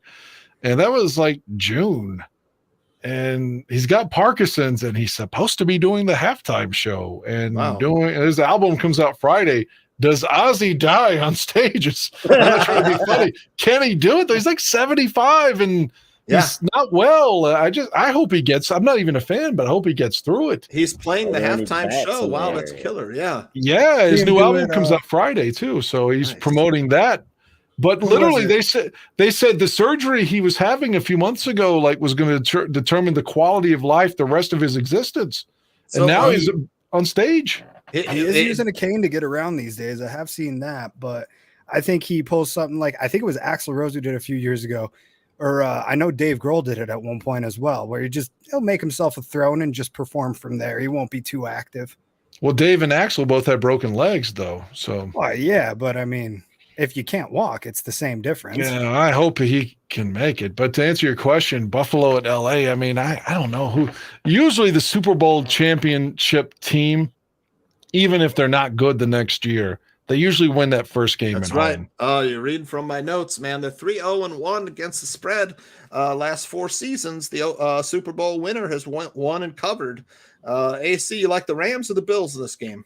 I got the Bills, and I'll tell you why. Matt Stafford had an injured elbow this offseason, and it just disappeared. They haven't said a word about it. Actually, Sean McVay said he's healthiest he's ever been today. Yeah, healthy as I'd say that too if I was going in to play the Bills. I think Josh Allen and them guys from Buffalo, I think they flexed their muscles out in LA. Jalen Ramsey was falling all over himself against Jamar Chase in the Super Bowl, and they didn't have the O-line to take advantage of it. I think the Bills do. I think the Bills win. Danny, Bills, Rams, who you got? I'm taking the Rams only because, like I said, the home team usually pulls that out, even if they have a bad season. Just the momentum and, the crowd, and they get their rings that night. It's just the whole crescendo. I'm going with the home team on this one. Zim, Bills are favored in this game. The Rams are the underdog. What are you thinking? I think the Bills, and I think they cover. I think, this is a team that wants to make a statement. They feel burned by the way last year turned out. They think they should have been in the Super Bowl. And they rebuilt that defense a little bit, made it a lot bigger, made it a lot better. The Rams, a lot of people forget they lost some offensive line play. They lost a Hall of Fame left tackle. I believe they lost one other player along that line as well. So I lean Bills, but I don't know, man. I'm telling you right now, I got one prop bet for you. I'm going to take Josh Allen over 35.5 pass attempts. I think he slings it all over the field this game. 36 pass attempts ain't a lot for the Bills. I tell you, I think the books might have made a mistake on this one. We'll see. I think it could be a high-scoring game. Now we got the Bills. After the Bills and Rams, Sunday, September 11th, we got the San Francisco coming into Chicago. Danny, I know you like the Bears. That's right. Do the Bears win outright or just cover? The Bears win outright. There we go. Zim? Yeah, it's the Bears. I like the Bears' chances. Do we have 3? Bears cover. You guys have talked me into that. I think the Bears cover for sure. Do they win outright? It's so difficult for me to choose. I think they got a great chance of winning outright. Jordan Silvera does not think they have a good chance. Well, Jordan, that doesn't surprise Dan. We'll end up talking about it this Sunday. Yes, we will. Yeah, but he's kind of laid it out. Yep. Yeah, we'll definitely talk about it. We'll goes back to last season, Colts 49ers game. You'll hear that on Sunday on the Barfly Tailgate Show. The Saints at the Falcons. Zim, Jameis Winston returning, and Atlanta's got a new cornerback. We talked about Bears East with Marcus Mariota and Ryan Pace and Phil Emery and all the gang over there. Who do you like? Saints, Falcons. Jameis lights it up for 400 yards on 51 pass attempts and 3 touchdowns easily. They're gonna run wild. Alvin Kamara, start him in all your fantasy leagues. I agree. I don't think it's gonna be close. The only concern I have is the new head coach down in New Orleans. Yep. I have no idea who it is. I was thinking the same thing. Not Sean Peyton. It's their defensive coordinator, isn't it? Dennis Allen. Yes. The former Raiders guy, Dennis Allen. Yeah, that's right. He was their DC, so they just promoted from within. Yeah. All right. What do you think, Aaron? You like the Saints or the Falcons in this one? I got the Saints as well. I think the Falcons will be picking in the top 3 of the draft this year. I think so. I think you're right. And I think the Saints just have too much talent on that team. I don't think there's going to be that much of a fall off from Sean Peyton leaving and Dennis Allen coming in because he was already within the organization. Saints defense is going to smother that offense, that Atlanta Falcons offense, especially if they got Jermaine Ifedi starting on their O-line. 5.5-point favorites on the road at Atlanta. Let's see. The Bears have moved to 7-point favorites. I think I got it at 7.5. I took that last weekend. Let's see. Ravens at the Jets. I didn't get to tell you mine. I'll take the Saints Jenny. as well. That's all right. Very Saints good. as well. For everything Zimmerman said, I agree. Yep. What do you think about the Ravens at the Jets? 7-point favorite for the Ravens. Baltimore. I agree, man. That's all I'll say. Baltimore. The Jets. I mean, Baltimore by 50. isn't Flacco playing for the Jets though? That is interesting. Flacco's starting for the Jets. But it's interesting. I'll just play devil's advocate. Week 1, you usually have like quirky upsets like that because the two teams really haven't established themselves yet because the players maybe didn't play enough in the preseason. And you got a guy with emotion against his former team, but fuck it, I'm still taking the Ravens. Right. I got to agree with Zach Sullivan, Niners and Bears. I look to the under. I think it'll be a low-scoring game. Zim, you like the Ravens or the Jets? How do you not like the Ravens in this game? Yep, I agree. I'll be on the Ravens as well, most likely. The Steelers going into the Bengals. Bengals 6.5-point favorites. That's your backyard, Aaron Current. The Bengals minus 6.5 at home. Those games are usually dogfights. Yeah, but the Bengals have the ability to put it on a team. They put it on the Ravens twice last year with Lamar Jackson. And I don't think Trubisky's ready for a duel with Joe Shiesty. I think Joe Burrow and Jamar Chase come in there and drop their nuts on the Pittsburgh Steelers in week 1. And I think it could get ugly by halftime, honestly. I'm right there with you. Danny, Jamar Chase is a player that can break a game open with 3 touchdowns at any time. Do you like the Bengals or the Steelers in this one? I know you're kind of Steelers close to your home. Yeah, but that doesn't matter. But the thing it goes back over the last couple decades. The team that loses the Super Bowl, again, a lot of things always go against them the next year, whether it's injuries or something always seems to bedevil them. And the next year, they usually don't make the postseason after losing the Super Bowl in so many situations, which, again, doesn't necessarily mean anything. I mean, to the Bengals, but it just feels like that happens all the time. So having said that, Mitch on the road in week 1, that kind of bothers me. If this game was in Pittsburgh, I'd probably take the Steelers. Yep. I'll take Cincinnati, but I don't think it's going to be a blowout by any stretch, and I wouldn't be surprised if Pittsburgh won. This is the most excited I've seen Bengals fans ever. I was born in '88, so those Super Bowl runs were before my time, really. Well, actually, they made it in '88, so that was. I know, but I was a baby. I didn't know, I didn't know what was going on, Dan. You weren't watching football then?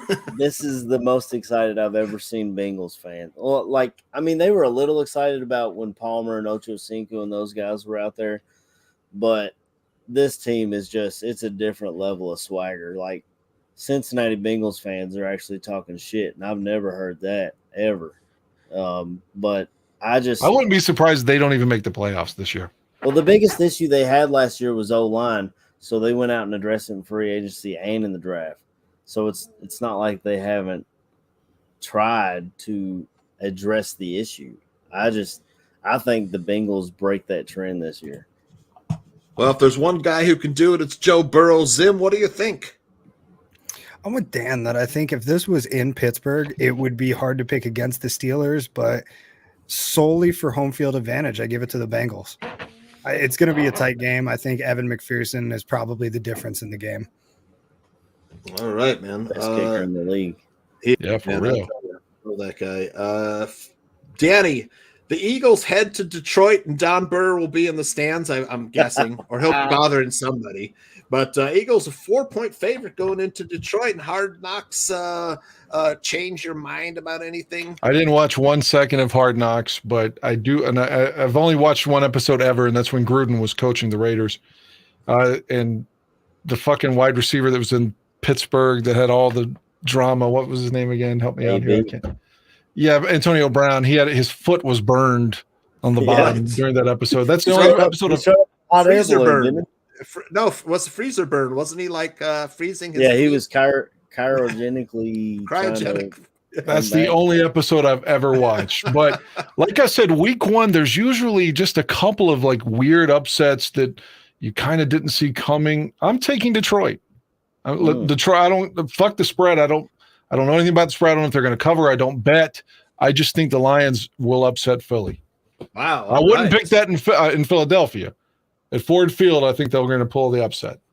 Wow. Eagles greatly improved, Aaron. Are the Lions still the Lions? I haven't. I'm the opposite of Dan. I haven't watched a ton of Hard Knocks until this year. I really like Dan Campbell. I really like the coaching staff. But, man, I can't buy into the Lions. And I think the Eagles have quite possibly the best roster in the NFC, top to bottom. They might have the best offensive line in football, too. I'll tell you that right now. Great offensive line. They went out and got weapons. They went and put more pieces in on defense. That's been one of my – I've been waiting as far as fantasy drafts. I've been grabbing the Eagles defense pretty late because I think they're going to be that much improved. It's all going to be about Jalen Hurts. And early, you said it's a 4-point spread? Yeah, 4-point spread. I think key number. I think the Eagles cover. Yeah. Zim, did I go to you on this one yet? No, but I'll take the Eagles. I really think Devonta Smith is that dude. I think he's going to make a big jump this year, especially with A.J. Brown on the other side of the ball from him now. Mm-hmm. So, and Dallas Goedert, man, he's hungry. He is hungry right now. Yep. So I don't think it matters how well Jalen Hurts does. If he can just get it into those guys' hands, they're going to make some stuff happen. So I take the Eagles. I think Detroit's going to do what Detroit does best, and that's talk a whole lot during the offseason and disappear during week 1. The lie downs. I'll tell you, they had like 10 games that were like 3 or 4 points or less decided by, and they lost a lot of them. But I'm a big believer in the Eagles this season. I got them winning that division. Like AC said, it all comes down to Jalen Hurts. Man, that kid's pretty darn good. Man, he's got a good offensive line.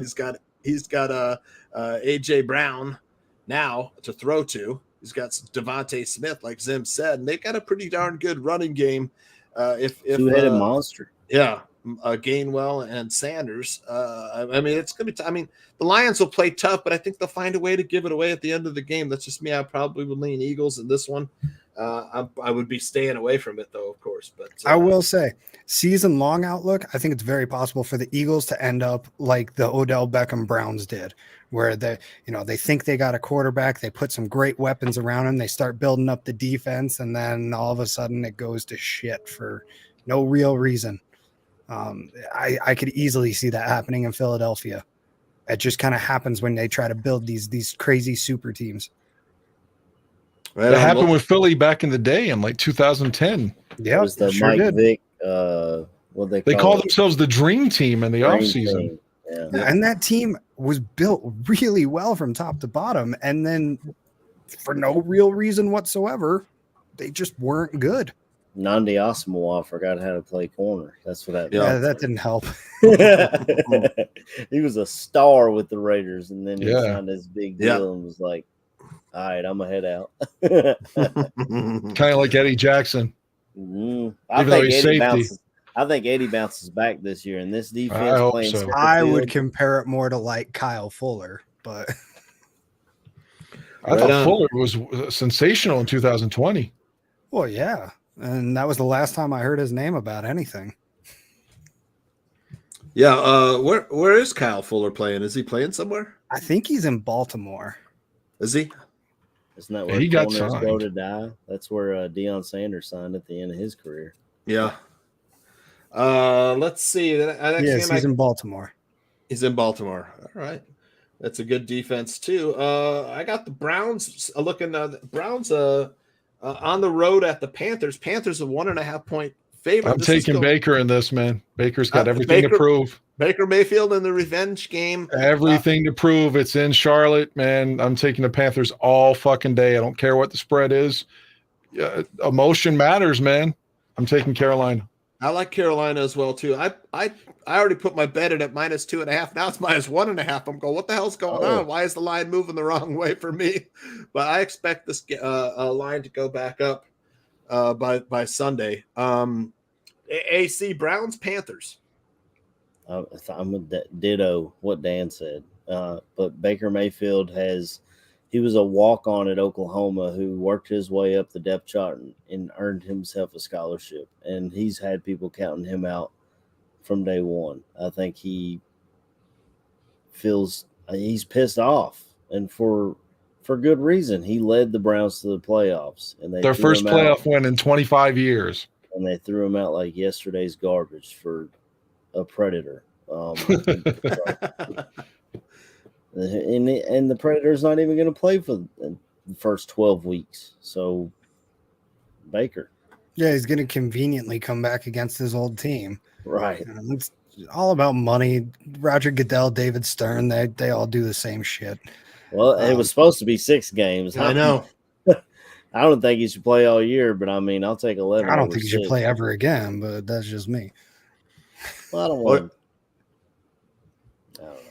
The Cleveland quarterback is Jacoby Brissett, who's kind of more of a game manager. I'm not saying he can win the game or lose the game for you. Cleveland certainly didn't look good against the Bears, but, preseason. I think the Browns defense is going to be pretty good. They'll be able to rush the passer, no doubt about it. My question is, how is the Panthers defense going to be? I think run CMC, Baker Mayfield, and those wideouts are going to put some points up. We'll see, though, man. It's a game that's the line movement has got me a little perplexed right now. Zim, did you give your opinion yet on this one? Browns lose. I will pick against the Browns all season. Right on. All right.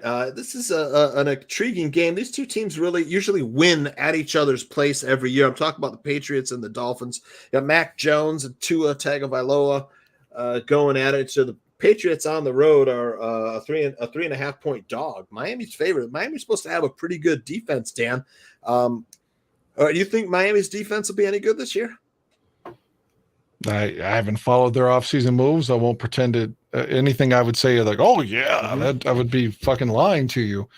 So opening day, again, I can't get a feel for this one at all. Yeah, it's gonna be tough. I'll take Miami because of the heat. AC, Belichick go into Miami and win like he normally does, and then Miami go up to Foxborough and win up there? Actually, the opposite happens. New England has a history of going to Miami and losing. That was Dan took the words right out of my mouth. They got to go down there and play in that heat. It's not quite cold yet up in New England, but it's still a huge humidity difference from Foxborough or Boston area to Miami. I think you said it's a 3-point spread. 3.5 points. Patriots plus. Give him Belichick 3.5 points. I don't think I'd put any money on it. I think. Yeah. It's a stay away for me. I would stay away money wise, but I think that Miami wins. All right. Zim. Mac Jones played college football at Alabama. It's pretty hot down there too. How's he do down in Miami?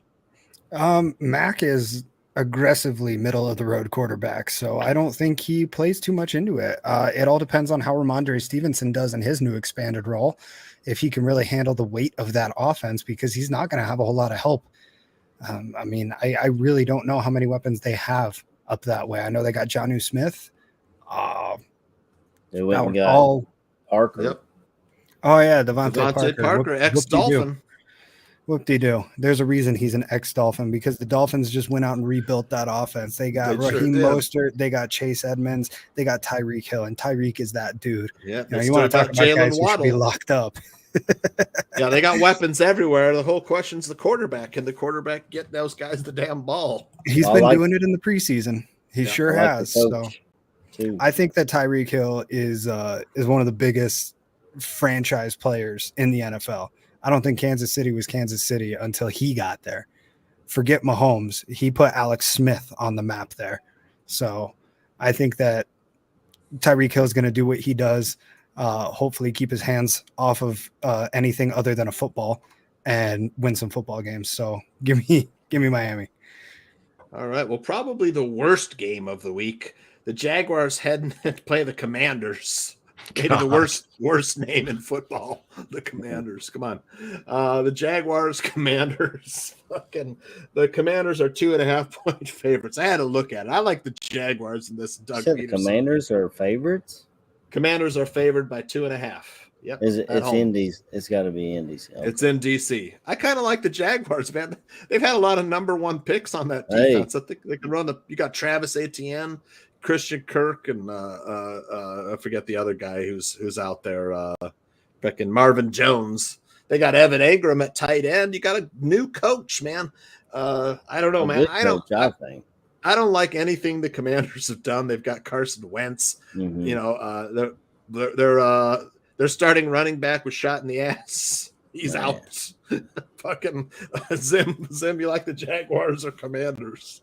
Give me a tie, 22-22.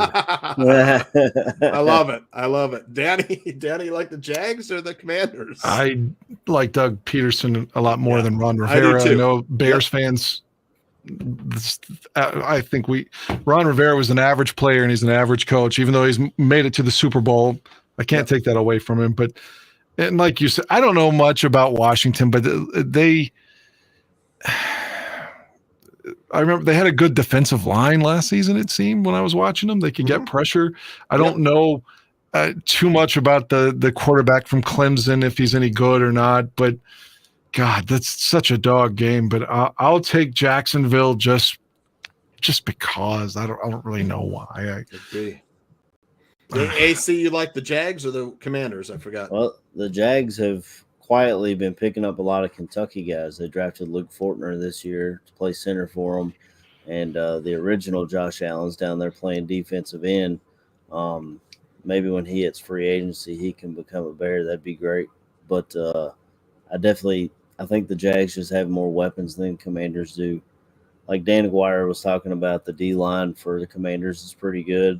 I think they're all first-round picks, and they load up on Alabama defensive linemen, which is always a smart draft decision. But, I mean, I just can't trust Carson Wentz, even though they have Terry McLaurin, who is one of the best wide receivers in the league and criminally underrated every year. The guy just gets open and he catches everything in his general vicinity. He just hasn't had a quarterback. Right. But I can't believe in Carson Wentz. I think the Carson Wentz experiment should have been far from over, and the Colts were blessed to receive a draft pick of any sort for him. Yeah.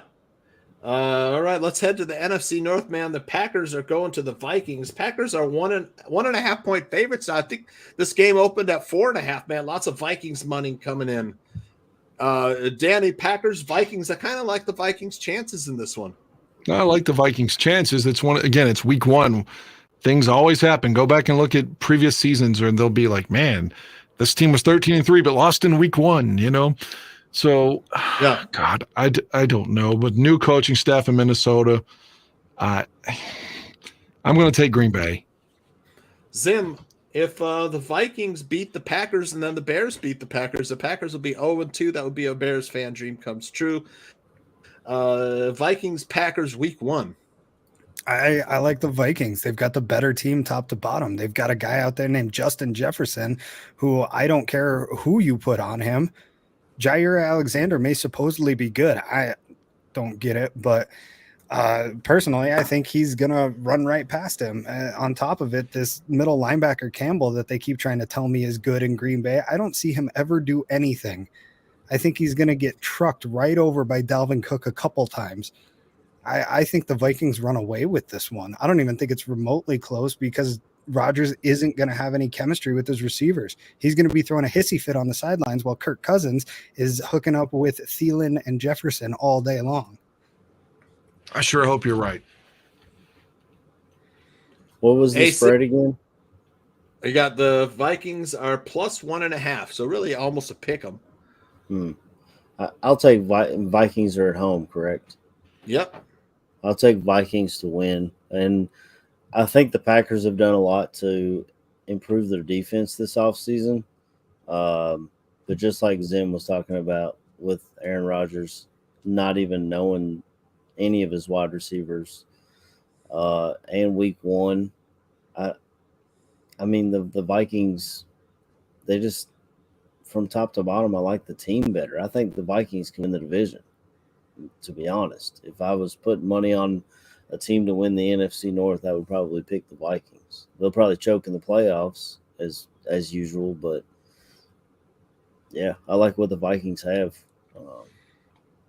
I'll tell you, I like the Vikings a lot better at plus 4.5. This is a game I'd probably be avoiding that plus 1.5. But it looks like Vegas thinks this game will be a lot closer than people expect. Packers, Vikings, maybe a 1-point game. I don't know. 3-point game, 1-point game. The next game, though, man, I'll tell you, the Chiefs are going to the Cardinals, man. I think the Chiefs could be in trouble. The Cardinals start strong every year. I don't like the Chiefs' defense. I know they got Chris Jones up causing trouble up the middle, and then they got to rely on Patrick Mahomes and Travis Kelce on offense. Could be a shootout, but man, the Cardinals are no pushover. I think the Chiefs might be in trouble. The Chiefs are a 6-point favorite in Arizona, man. I kind of like the Cardinals plus the points. I'll tell you that. Danny, what do you think? I think the return of Matt Nagy is going to disrupt that team terribly, and Kansas City will not win their division, but I think that they will probably win the game, but I would take Arizona in the points. All right. Yeah, I think Chiefs might be in trouble. We're down to a few more games. Danny, you got to leave. Yeah, I got to go, right? Man. I'm sorry. That's all right. It's been a great show so far. The guys that I will wrap it up for you. Any last shout outs, anything? Wish out Aldo a happy birthday. Yeah, I did that. And again, I hope his family, I know he said that he and his brother are maybe on the road to being tight again. So maybe that's something that could come out of the tragedy that is his mom passing and such. So Aldo left you a voice message. Matt Nagy is changing the fucking NFL. Oh my God. Let me shout out a guy that listens to us and talks to me frequently on Facebook, Jay Bonds. I don't want to take Phil's old gimmick, but he's a fan of the show, and I appreciate have him on, right? We got to have Cliff Victoria on sometime too. We told him we'd have him on. Yeah. I had to get my guys Zim and AC on tonight. No. I was the one that said Zimmerman. And AC. I love Zimmerman too. I said Aaron, the other Aaron, to join us too. Dan said Aaron, and you got confused and sent me a message. No, I wanted both beards. I wanted both beards on the show. The other Aaron is, he's always busy now. I don't know what's going on with Aaron. Yeah, he sends his regrets. He'll come back soon, he said, Danny. But go save some lives. My pleasure. It's been my pleasure talking with you all, and you all have a good rest of the show. I would be willing to suck Aaron Rodgers' dick. If that meant the Bears win the Super Bowl this year, I will stick to my fellatio. It looks dirtier than ever this year, man. I'm sure he's probably got the herps down there. All right, Dan, have a great night. Thank you very much for bringing me on tonight. You're welcome. No, I shouldn't have said herps. I'm going to say monkeypox. He looks like he got monkeypox. Oh, good. Then he can Joe Rogan. It's like, well, I didn't take the vaccine, so it spread all over my fucking dick. But anyway. Hey, thanks for letting me come on here and try to take over your show someday. That was awesome. All right. I was on Chiefs and Cardinals, AC. Yeah, I think you said it was +6 Cardinals. Cardinals getting 6 points at home. That's a big spread at home. I think the Chiefs are on a mission because they've heard all offseason how Tyreek Hill leaving, they're going to fall off. They're not going to be as good. Patrick Mahomes is going to not be as good, blah, blah, blah, this and that. And I think they're going to be on a mission this year. I think they beat the Cardinals. However, being week one, I don't know how much preseason the Chiefs played. I know they played like a quarter of our game. They drove right down the field on our defense, which isn't saying much. But the Cardinals don't have a great defense either, to be honest. But I think the Cardinals will cover that 6-point spread. But I do think Chiefs win. And the AFC West is going to be insane this year. That's going to be an insane division this year. Lots of Chiefs fans here in Des Moines, Zim. You watch the AFC West games being in Denver. I'm sure you get a lot of them. You like the Cardinals +6? Yeah, we actually get a lot of Cardinals games out here too, NFC and AFC West. But yeah, I like the Cardinals in this one. I really do. I kind of do too. They start fast every year, man, and then they die out towards the end of the season. They may not have the best defense, but it's better than what the Chiefs are putting on the field. I think so too. That was what I was trying to say. I do not like the Chiefs defense. I think they'll be one of the worst defenses in the NFL. God, I love Chris Jones. I wish the Bears would trade for him. Yeah. They'd be the perfect 3 technique in this defense. And then you're talking, man, a playoff caliber defense. All right, moving on. We got the Giants at the Titans. Giants 5.5-point dogs on the road. I don't like the Giants at all this year. I think they'll be one of the worst teams in the NFL. The Titans, though, man, the Titans coach seems to just find a way to lose the big games every year. But they usually get a lot of wins in that soft division. The Titans, they got a chance to win that division. I think it'll be between the Titans and Colts in that one. I think they should roll in this game against the Giants, man. 5.5 points. I don't think it'll be a problem, AC. You ain't far from Tennessee. What do you think? I agree. I think the Giants are another bad team. I like the coaching staff that they hired out there. I think that's where my quarterback, Will Levis, ends up in the draft, honestly. Yeah. They'll try to pair him back with Wan'Dale Robinson. But I think the Titans come in and they just ride Derrick Henry. Whatever you would talk about prop bets, what's the over-under for Derrick Henry rushing yards week 1? Because that's whatever it is, it's not enough. Over. Yep. Right on. I like it. Zim, what do you think? Giants, Titans? Yeah, Titans. Derrick Henry is going to be a man on a mission this year after the hot start he had getting hurt. And what was it, week 9? Yep. He wants comeback player of the year. He wants offensive player of the year. He wants MVP, and he wants 2,500 rushing yards. He's going to start week 1 against the Giants. Yeah. Right on. And we got the Raiders at the Chargers. Chargers are a 4-point favorite. Man, I really like the Chargers' chances this season. I think they got a great chance to win that division. The Raiders improved themselves, man. It's all going to be about the Raiders' defense, I think. I don't think they're going to have that good of a defense. That whole division is just going to be a massive point-scoring fest all season long. The Broncos got Russell Wilson. I'll tell you, the Chargers, I like the Chargers in this one. I think they take care of business against the Raiders. Zim, Chargers' chances winning the division and winning week 1. Chargers, I think, win the division because while the rest of the division went out and got offense, the Chargers went out and got defense. And that's how you're going to beat this division. Yep. It's the only way to beat this division. It's the strongest quarterback division in football. It's probably one of the strongest wide receiver divisions in football now that Devontae Adams is out there. And it's one of the stronger pass rushing divisions as well. But I think the combo of Khalil Mack and the Bosa boy out there is going to be a lot. The back end, they got Derwin James. They got J.C. Jackson, new acquisition. They're a really, really well-built team. They are loaded, man. The Jordan Silvera's AFC team.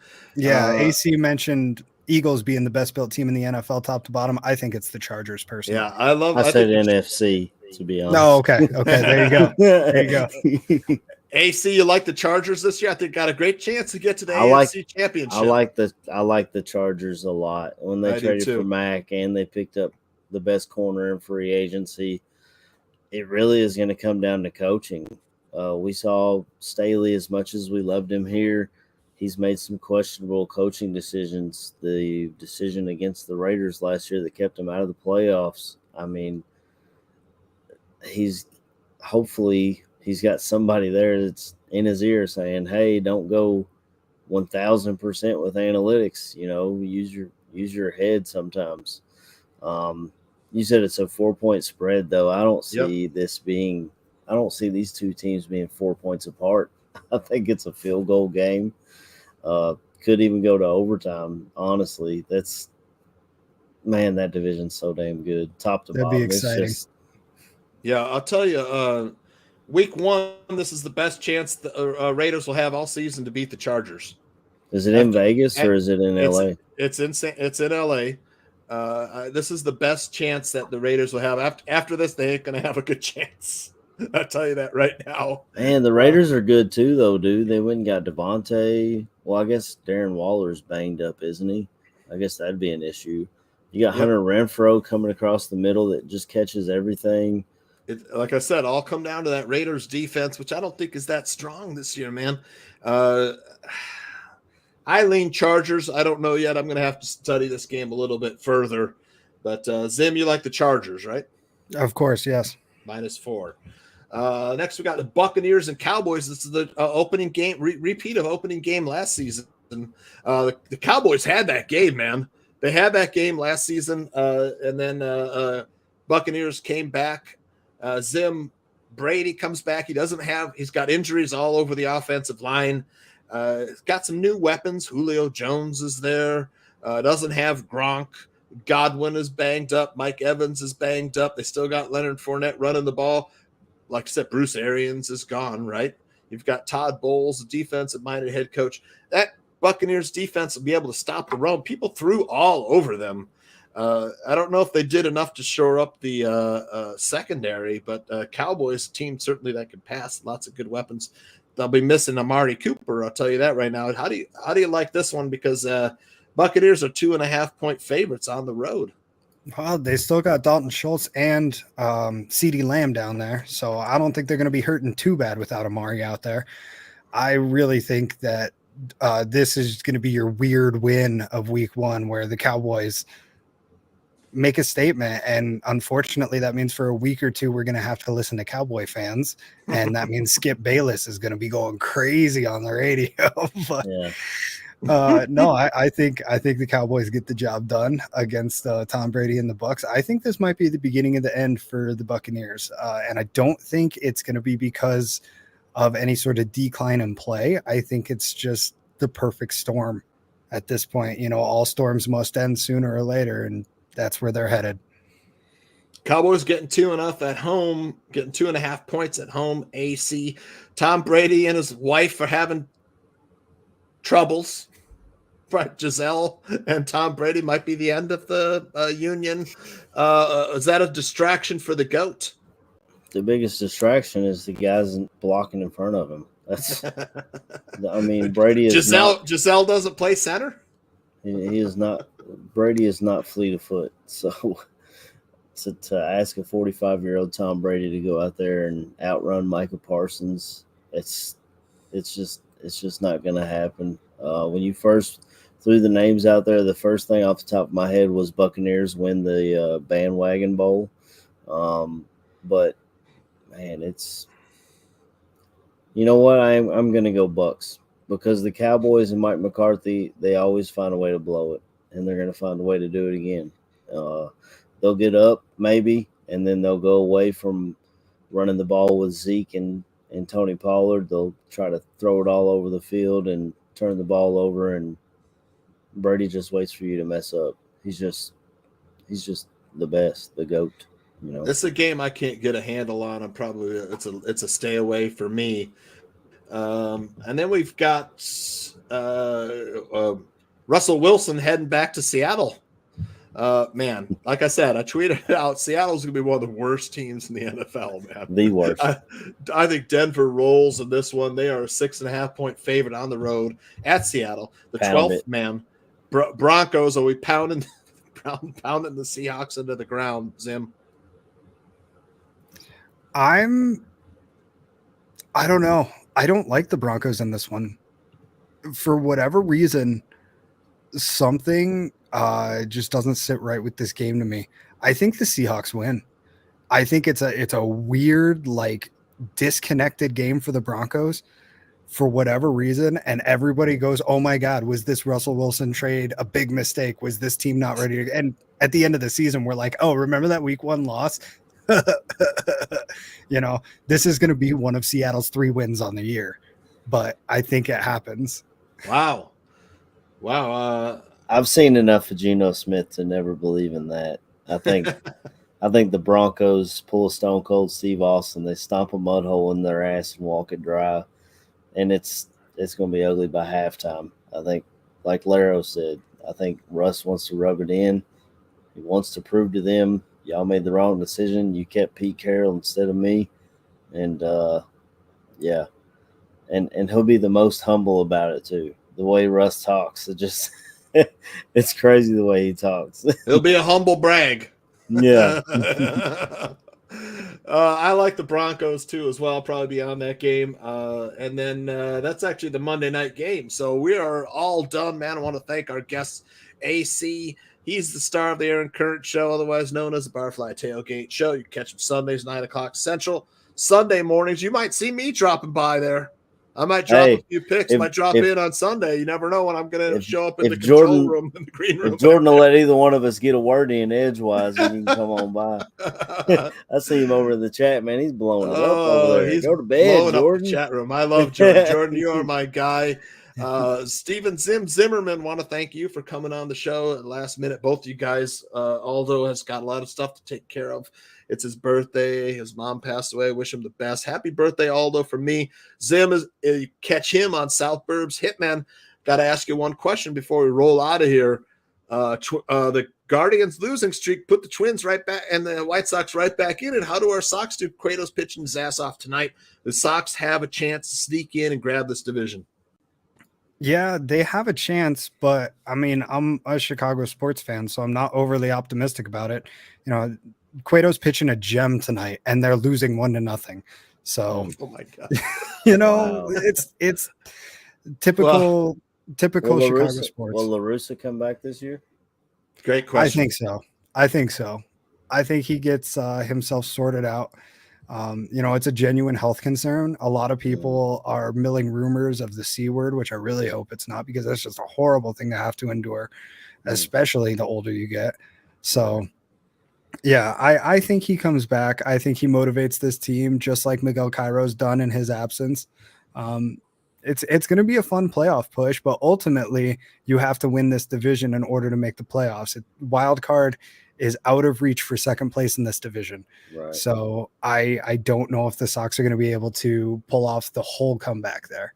Can 81 and 81 get it done, because the Sox are 500, the 500 team. 81 and 81 will not get it done. I'll tell you that much right now. You got to be at least 86 wins. Yep, to take this division. Well, I'll tell you, Cueto pitching a gem tonight. The other guy on the other side of the ball there, Logan Gilbert, also a damn good pitcher. I had the under in this game too. Had no runs first inning. That was a free play I gave out on Twitter. That was a winner. Also like the under 7 in this game. That looks like that should be. That under looks like it's going to hit for sure. At this point. Under looks good in that one. All right, fellas. Thanks again for being here, and we will talk to you all later. I want to thank the Barflies too. Great again in the chat room. Lots of funny stuff. You guys kill me every time, man. For Steven Zim Zimmerman, Aaron Current, Dan Aguire, and Aldo Gandia, this is Tooch. I am signing out. Good night, Barflies.